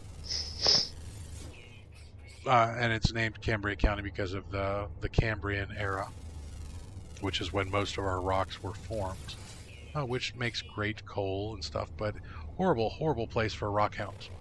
Because we have 3 types of minerals here. We have coal, we have not coal, and we have stuff that has coal stuck to it. And when I say the not coal is not gold. It's there's sandstone here with coal attached to it. We have shale, which normally caps off the coal. And then we have things that are covered in rust. But there's no real fun minerals to find in and around where I live. So I live in this mineralogical dead zone for a gold prospector or a rock hound, but I could probably help out and take some heavy metals out of the streams. But I do want to get in with my waders and piss off the trout fishermen, because that's always fun. See, I think gold prospecting as a hobby would be fun. You, my friend, live relatively close to some placer gold deposits. Really? Yes, if you go north of where you live and you go to, is it Greenville? Yes. Greenville is, I'm sure you've heard the term hogback mountains. Mm-hmm. What hogbacks are, for those of you that don't know, is they are moraine deposits left over by glaciers. Reaper lives at the very, very edge of where glaciers push their way into Pennsylvania. There is the Allegheny Plateau, which is the mountain range that I live in, and he lives on the edge of. Actually, he lives up on top of the Allegheny Plateau. The Allegheny Plateau basically stopped the glaciers from crossing Lake Erie and reaching places like Pittsburgh. That's why when you travel through western Pennsylvania and eastern Ohio, it's still very mountainous, but once you get to central Ohio, everything suddenly gets flat. And when you get to places like Erie, Pennsylvania, Sandusky, Ohio, they are very, very flat because they are right up next to the edge of Lake Erie, which is the end of the glacial deposits. And the Hogback Hills, or the Hogback Mountains, what they are is, as glaciers retreated, they would dump a bunch of sand and gravel and stuff that they had basically picked up in their travels. And they leave these neat little what are called moraine mounds, or terminus mounds, that is a retreating pile of that stuff. Well, those retreating piles tend to have gold in them, because on the other side of Lake Erie in Canada, there is a nice large deposit of gold that actually makes it to the surface. So the glaciers pushed over these mineral deposits and pushed them all the way here. And it got tied up in the ice of the glaciers, and as the glaciers melted and retreated, they dumped all this stuff in the back. Greenville is right on the edge of a very large moraine, and Moraine State Park is actually south of you in Slippery Rock. Yep. Which is pretty much the tip of where the glaciers could get to. And then when you go up there, it's actually kind of neat, because when you get to Greenville in particular, there is a Gold Prospectors Association of America, the GPAA, has a campsite up there just outside of town. And what looks like 2 hills side by side with a river running through them is actually the remains of a glacial moraine. that was so big that the top of it eroded due to weather, and then the stream formed and started to wash out the center of it. So those two Oh. hills are actually the sides of one, and the top center has just been washed away. So when you go down to the creek, you'll find really, really neat things. You'll find this layer of sedimentary rock that has a couple interesting minerals in it. Nothing really special, but you can find a lot of fossils, like plant fossils. You can we found my daughter actually found a fossilized bee thorax, Ooh. like a bumblebee thorax. So it's basically a rock that is a bee. It's super cool, although it's only the back half of it. We found a whole bunch of fossilized clams and a bunch of stuff like that. But then you get to this really weird layer of about 2-inch thick, almost silver colored clay. And then beneath the clay, there is this really thin layer of black heavy mineral deposits. And then that sits on top of sandstone. What that gray clay is, that silver clay, is actually the paste and pulp that was beneath the glaciers. So as these glaciers move forward, they're about a mile thick when they're trudging across the land. They grind everything down beneath them into this super, super fine powder. And one of the things that gets stuck behind is mercury and other heavy metals. And they will just sit there in this paste, and it acts as a lubricant to help the glacier actually slide across the rocks. And when the glacier leaves, it doesn't pick it up, it doesn't wash it away, because it's really, really sticky stuff. And then all the stuff on top of that, all the dirt and everything, is basically stuff that was left behind after the last ice age. So you can actually find the ice age border by finding this gray clay. Right beneath the gray clay, you sometimes find little teeny flecks of gold, because the gold is more dense than the heavy metal paste, and it would actually work its way through. So that's how you find gold up that way. You're not going to get rich in western Pennsylvania, northwestern Pennsylvania, looking for gold. If you actually want to go gold prospecting, I would suggest going about 80 miles west into Ohio. I can't remember the Cuyahoga Valley. The Cuyahoga River cuts through pretty much central Ohio, and it cuts through some of the best areas where those moraines dumped a lot of gold retreating. Most people don't know that Ohio has gold deposits. Ballisticola said he didn't build the reactor, but thanks for the credit anyway. So he must have gone back to see what we were saying about him. Oh. So Well, who built the reactor? Yeah. Yeah, if you didn't build it, who should we be giving credit to?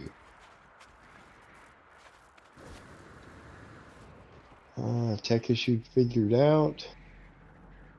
Thanks for passing it on. Oh, you're welcome, Mary. We love to share. Sharing is caring. Yes, it is. We all know what Big Papa Timo says. Tap it before you wrap it. No protection needed. Just share the love. That's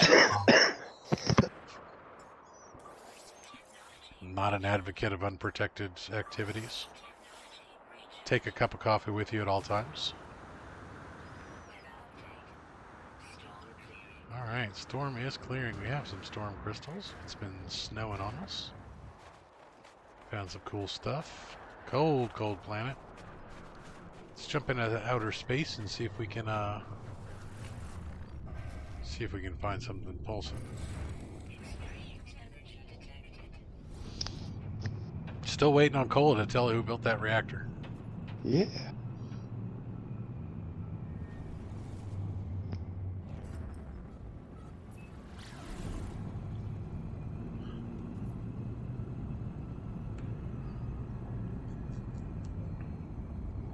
All right, so I've been meaning to talk about something else too. It got brought up in another stream. Devante. Liber and Uber. Yep, Luber and Uber. That's mine, man. That's a horrible one. Not putting that on a t-shirt. Oh, I love it. Oh. I So, love the horribleness. um, Reaper smokes, I smoke. Horrible, horrible habit. Um, we both kind of want to quit, and we both try and get into the vaping more often and everything. But we were talking about in one of the other streams that I was doing, we were talking about caffeine addiction. And it's kind of strange because people don't really talk about caffeine addiction too often unless they suffer from withdrawal headaches and the likes. And caffeine has its uses. First off, it keeps me from killing lots of nerds. A cup of coffee has saved many a nerd's life early in the morning at my LARP events. But uh, for a lot of things that are addictive substances, they have medicines or methods of treating it. Cigarettes, if hey, we found Rats 32F9. Planet's name is Rats, guys. A couple years ago, when I had my heart attack, I had to go into the hospital. And as a smoker, the first thing that I mean, I wasn't really first thinking about, oh, I need a cigarette, but having a heart attack is pretty stressful. And most smokers smoke because of stress, or it is a form of stress relief for them. So when I'm in the hospital for having a heart attack, all I could think about was going outside and having a cigarette to help, calm down, relieve my stress and everything, which would have been a horrible thing for me because part of the reason I had the heart attack is I had been smoking for 30 years. But the doctors were prepared for my nicotine withdrawal, and when I told them that I was a smoker, they put a transdermal nicotine patch on me. Bless them for it, because that kept me from wanting to kill the nurses that were trying to keep me alive. And my cardiac care nurses were amazing. This touches back onto UPMC. I was at a UPMC facility. But my nurses were great and everything else like that. And then after the first night in the hospital, I woke up the next morning, and anybody that's had hospital food will tell you hospital food sucks. Hospital coffee sucks even more. Look at this creepy little creature over here. This guy's just creeping along. Hospital coffee is even worse than hospital food. What was worse was, you guys know I have a coffee habit. When I'm in the hospital, they brought me none other than decaf. Oh, Yes. And I had just suffered a heart attack. I almost had a second one when they handed me decaf. Right, so this guy looks like a walking cat, but this guy's just straight up creepy. Sorry, I want to get a better picture of him. Totally having a squirrel moment. Ooh, that is some creepy looking little stuff right there. So they bring me decaf coffee.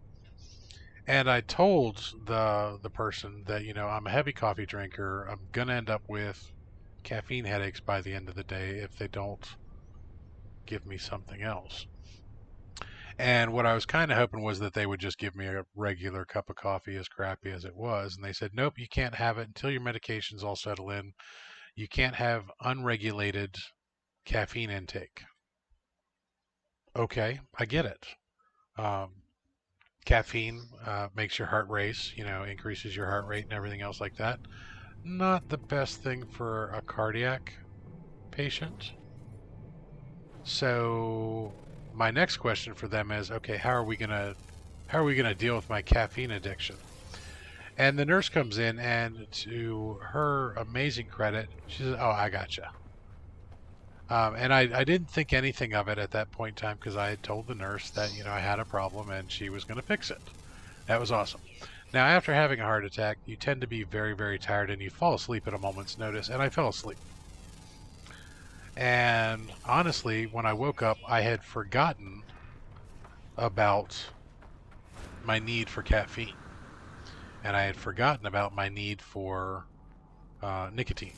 My two cravings seem to have been taken care of, but I didn't even really think about it. What I didn't realize was, while I was asleep, this nurse, who has been drinking 4 pots of coffee every day her entire life and chain smokes 3 packs of cigarettes a day. This poor woman is going to die of lung cancer at one point in time.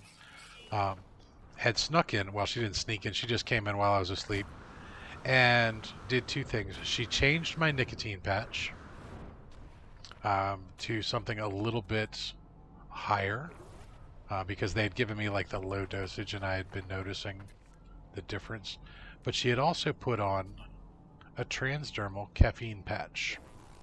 Ooh. Yeah. So you can walk into, yeah, nobody knows that that's a thing because they don't tell you about that. So you can walk into any drugstore, any CVS, Walgreens. Here we have a local place called Martella's, and you can buy transdermal patches. You can buy nicotine patches, Nicoderm CQ, perfect example, any name brand, whatever. You can get prescriptions for nicotine patches. You can just buy them if you want. They're god awful expensive. Yeah. But ironically, they're actually cheaper for a month's supply of transdermal patches than a month's supply of cigarettes if you're a pack-a-day habit guy like I was. But nowhere can you go and get transdermal patches for caffeine. And the way that this came up is I was joking around that in the stream that I was in, we were running really, really late doing Farming Simulator on my buddy's streaming page, and it was getting to be 2 o'clock in the morning. And a month ago, wouldn't have been a big deal for me to stream at 2 o'clock in the morning.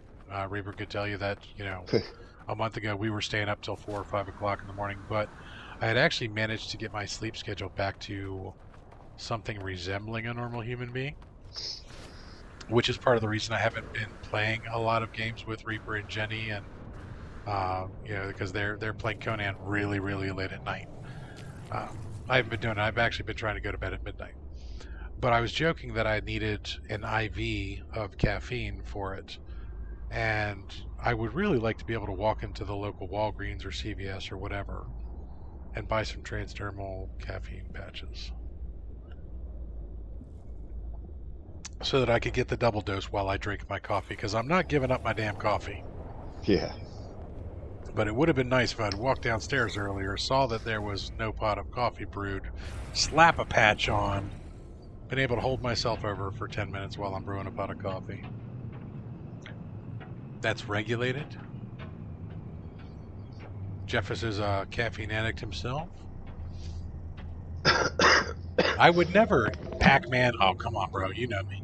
I would never turn my back on coffee. I would just slap on a caffeine patch while I'm brewing another pot of coffee. But no, I think that there are a lot of people that, particularly headache sufferers, and this is where I have a lot of experience as well. So I used to suffer from migraines. I started getting migraines when I was 11 years old. And one of my daughters actually suffers from migraines, and I'm so sorry that she inherited this from me, because migraines run in my family. She gets migraines. The only reason I don't get migraines anymore is it's a weird byproduct of having the heart attack, that one, all of the medications that they put you on post-heart attack help or prevent migraines. My alpha blockers, my statins, my blood thinners, my blood pressure meds, all the fun crap, the 14 pills that I have to take every day, whether I want to or not, help prevent and treat migraines, because migraines are actually blood vessel dilation within your brain. So those of you that don't know what a migraine is, pretty simple. You ever had your arm or leg fall asleep because you've been sitting on it for too long? And you get that whole pins and needles thing? The pins and needles is not the bad part. The screaming pain when your leg or arm wakes back up, that is the migraine in your brain. The aura effects that people who suffer from migraines get when they see smells and they can taste colors, and they get weird visual effects and everything else like that. Ooh. Well, hello. Sorry, I had a predator biting me in the ass there. The weird visual effects that people with migraines suffer, those are that blood vessel constricting in their brain and causing an oxygen deprivation to a certain point. And then the pain that they suffer is when that blood vessel dilates again and lets all that oxygen back to the oxygen-starved tissues. That is a migraine. All right, so I went from a planet with no predators to a planet with a bunch of predators and a big feathery T-Rex up here. It looks like a Skeksis. All right, so let's take a picture of the Skeksis real quick. Oh, he's a neat-looking one. Let's get a little sunlight action on this guy. JP says I would quit smoking, but I ain't no quitter. Mary says 18 inherited her migraines from her dad. She stayed home with one today. Oh, migraines suck. Now I hate to say this because this is kind of a dumb thing to say, but I knew that this was a possibility that having the heart attack would cure me of the migraines because my father, who also suffers from migraines, had his first heart attack at 45 years old. I had mine at 42. He's never had a migraine since then, since his heart attack. So he's gone 25 years without a migraine. My mother, on the other hand, still suffers to this day from migraines. So I'm kind of doubly screwed on it. But yeah, I'm actually kind of glad I had the heart attack because my migraines were pretty damn severe, debilitating severe, like thinking about actually blowing my head off severe.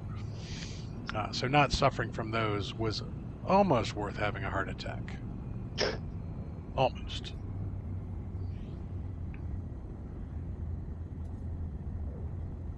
Not quite, but almost. But yeah, I would like those caffeine patches to be available, especially because like my daughter, they have not yet found a migraine treatment medicine that works for her. Because most migraine medications, they do one of two things. They either knock your ass out so that you sleep through the pain, or they just make you so loopy that you're catatonic while walking around. Because there is the fact that this happens in your brain. And now, granted, they've come a long way in migraine medications over the last 10 years, but we haven't found any medication that actually works for an extended period of time with my daughter. So one of our home remedies, and anybody that suffers migraines, I'll give you a little free piece of advice. If you start to suffer from a migraine, you want to do two things. Well, three things. And you already know about one of them, and that is going to be having a cool, quiet, dark place to go curl up and get away from it. That is, having your escape plan is always key, and everybody deals with them different ways. But the first piece of advice I can have for you, and this is going to sound a little bit gross because it is about a bodily function, go poop. Go make yourself take a shit. Because 95% of all headaches are triggered by something in your lower intestines. If you can get rid of the things in your lower intestines, your headache will probably be less severe and terminate sooner. So poop. Healthy bowel movement, key to getting rid of a migraine.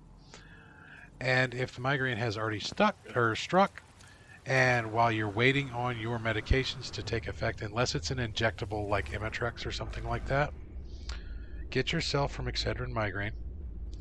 Take 2 of those little tablets, pop them in your mouth, don't swallow, chew them. It tastes absolutely disgusting. But you've got a migraine, you could give 2 shits. You just want that pain to go away. Deal with the disgusting flavor of chewed up Excedrin. And then, of course, wash it down with something, preferably a caffeinated beverage. Coffee is always mine of choice. Soda works. Now, the caffeine is super helpful for migraines, and that is one of the key ingredients of Excedrin migraine, is the caffeine, to help thin your blood, dilate your blood vessels, and increase your heart rate to get that pins and needles to go away in your brain that much faster. Dr. Good's headache powder is another phenomenal one. They make these little, they're crushed up Excedrin. They're in paper pouches. And the reason you're chewing it is so that it breaks down that much faster in your stomach. Water is key as well, Pac-Man. Hydration is key, but that leads to that whole lower intestine thing. You might be, in fact, dehydrated, and that may be triggering the migraine because your lower intestines are absorbing not enough water from your bowel. So yeah, drink a big glass of water, chew some Excedrin, but if you could slap on a caffeine patch and then go hide in that bedroom after popping an aspirin, that would be cool.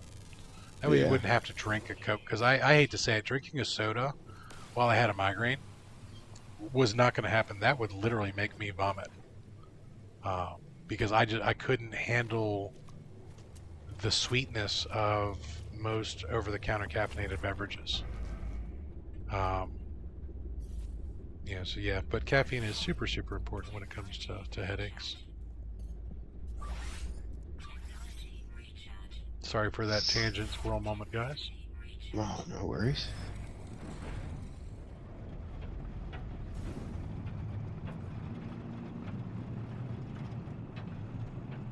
Now, got to get back to the public service announcements.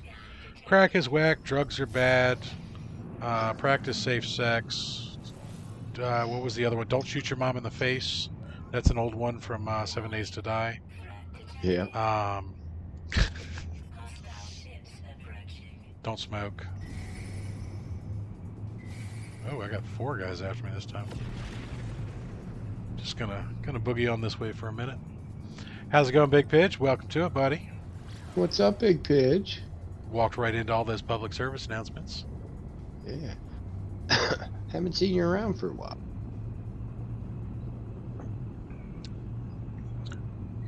There you go. Pac-Man makes a good point. The sugar in the soda counteracts the caffeine. Better to drink coffee.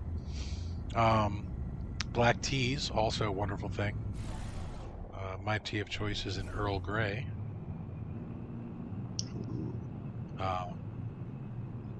What are some of the other cool things that I learned about migraines? Little known fact, Big Papa Timo was actually the first person in the United States to have an active MRI scan during an active migraine. I got to be part of a Johns Hopkins study on headaches.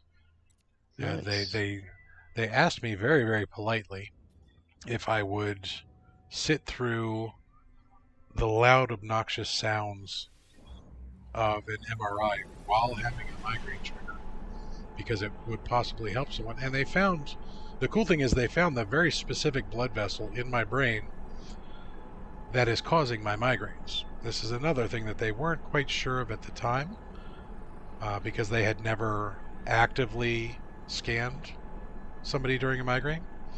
Now this is back in late 80s. So imaging technology wasn't quite what it is today, and they've come a long way, but they got this MRI of me. I didn't throw up on myself, luckily. I wanted to. But they found out that the blood vessel that triggers my migraines is actually directly behind my left eyeball. Oh. And so they offered, Johns Hopkins in their infinite wisdom, offered a teenage kid the chance to rectify their migraines surgically. Because they figured out that they could do this, that they could stop my migraines by placing a stent in this blood vessel, preventing it from ever contracting the way that it was. But to do so would involve one of 2 processes. The way that they wanted to do it, possibility 1 would be to remove my left eyeball, go in through the eye socket, place the stent in the blood vessel that way, which as soon as they suggested this method, I basically told them to piss off. And then the second option was to drill a hole through my left temple, go in through the side of my skull to get to it, which sounded like the lesser of 2 evils, but still involved brain surgery. Now they can actually, these days they could do it through a catheter lab. Cath technology has gone a long way for installing stents and stuff, as I can attest with the 2x12 or the 4x12 4x12 millimeter stent that I have in my heart.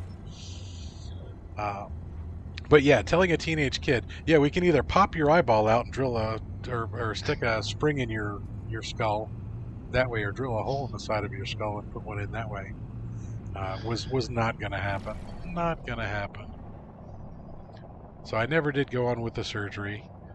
But the cool thing about being in the part of that study was I got first access to every migraine medication that came down the pike. Anybody that suffers migraines is probably familiar with the name Imitrex. Imitrex is one of the best things to come down the pike for migraine sufferers because it will stop 90% of all migraines, or 90% of all migraine sufferers react favorably to Imitrex, either in the oral pill form, the melt form, the MLTs, the ones you stick on your tongue and they melt, sublinguals we call them, or the injectables. And the injectable was the one that really did it because they made EpiPen style injectables of Imitrex. You'd shoot it in your leg and your migraine was gone.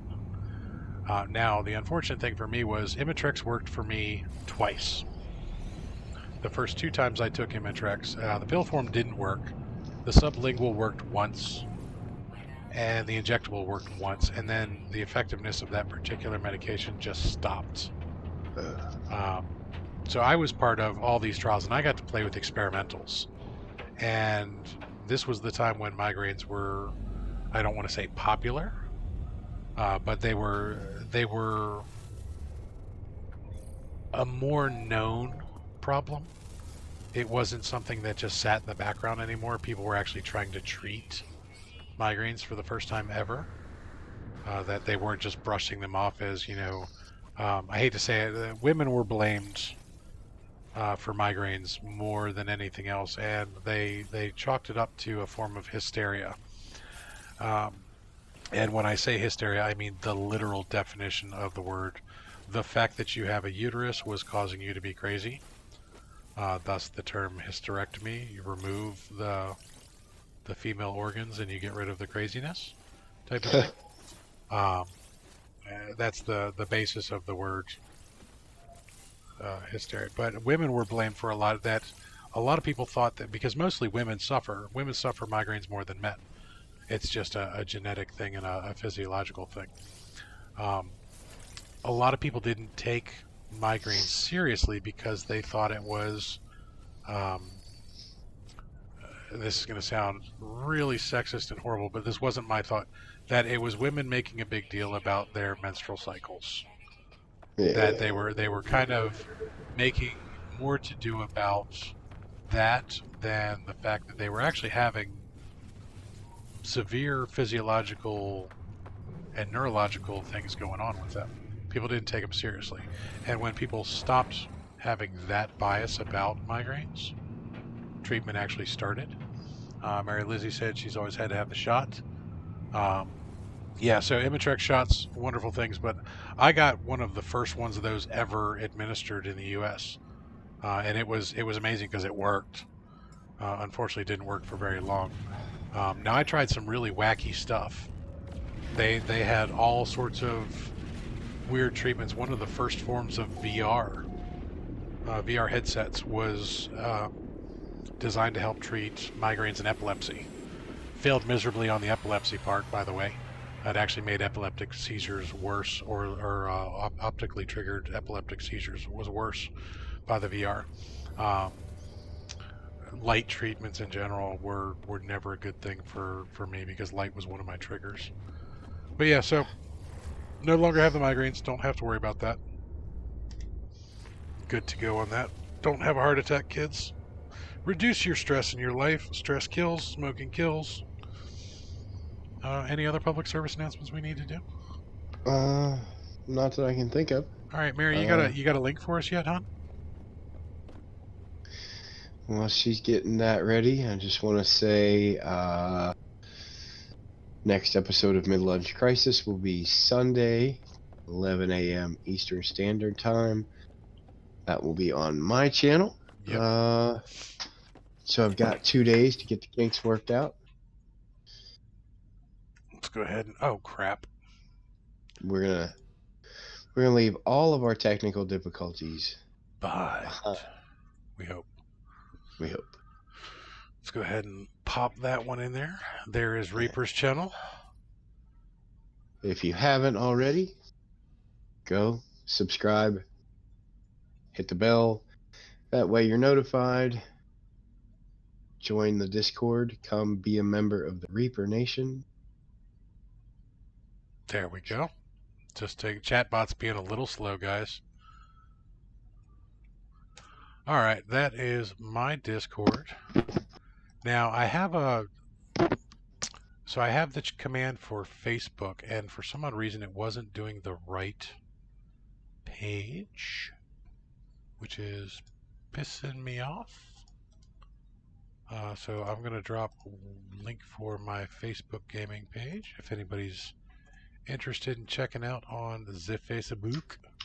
Now I will warn you guys, if you like YouTube, and there's Mary Lizzie's stream link. Awesome. Thank you, hon. Thank you. If you like YouTube as your platform of choice, Facebook might not be the venue for you. Chat is clunky. The way that they do things is a little bit different, and I know a lot of people prefer the YouTube format of chat and videos and stuff. But I'm going to be on Facebook probably more than half of my streaming time. I'm not jumping off of YouTube just yet, but I'm going to be focusing more on there. But yeah, we're still going to be doing Mid-Lunch Crisis here. We're going to be on Reaper's channel on Sunday. Hopefully, we have all the cool things going on. Want to say thanks to everybody for stopping by. You got anything else there, bud? I do not. All right. I want everybody to go ahead and click that Mary Lizzie link, and we are going to give her a good old #lunch raid. And everybody head over that way, and we will see you guys on Sunday. Thanks for stopping by, and until next time, guys, fly safe.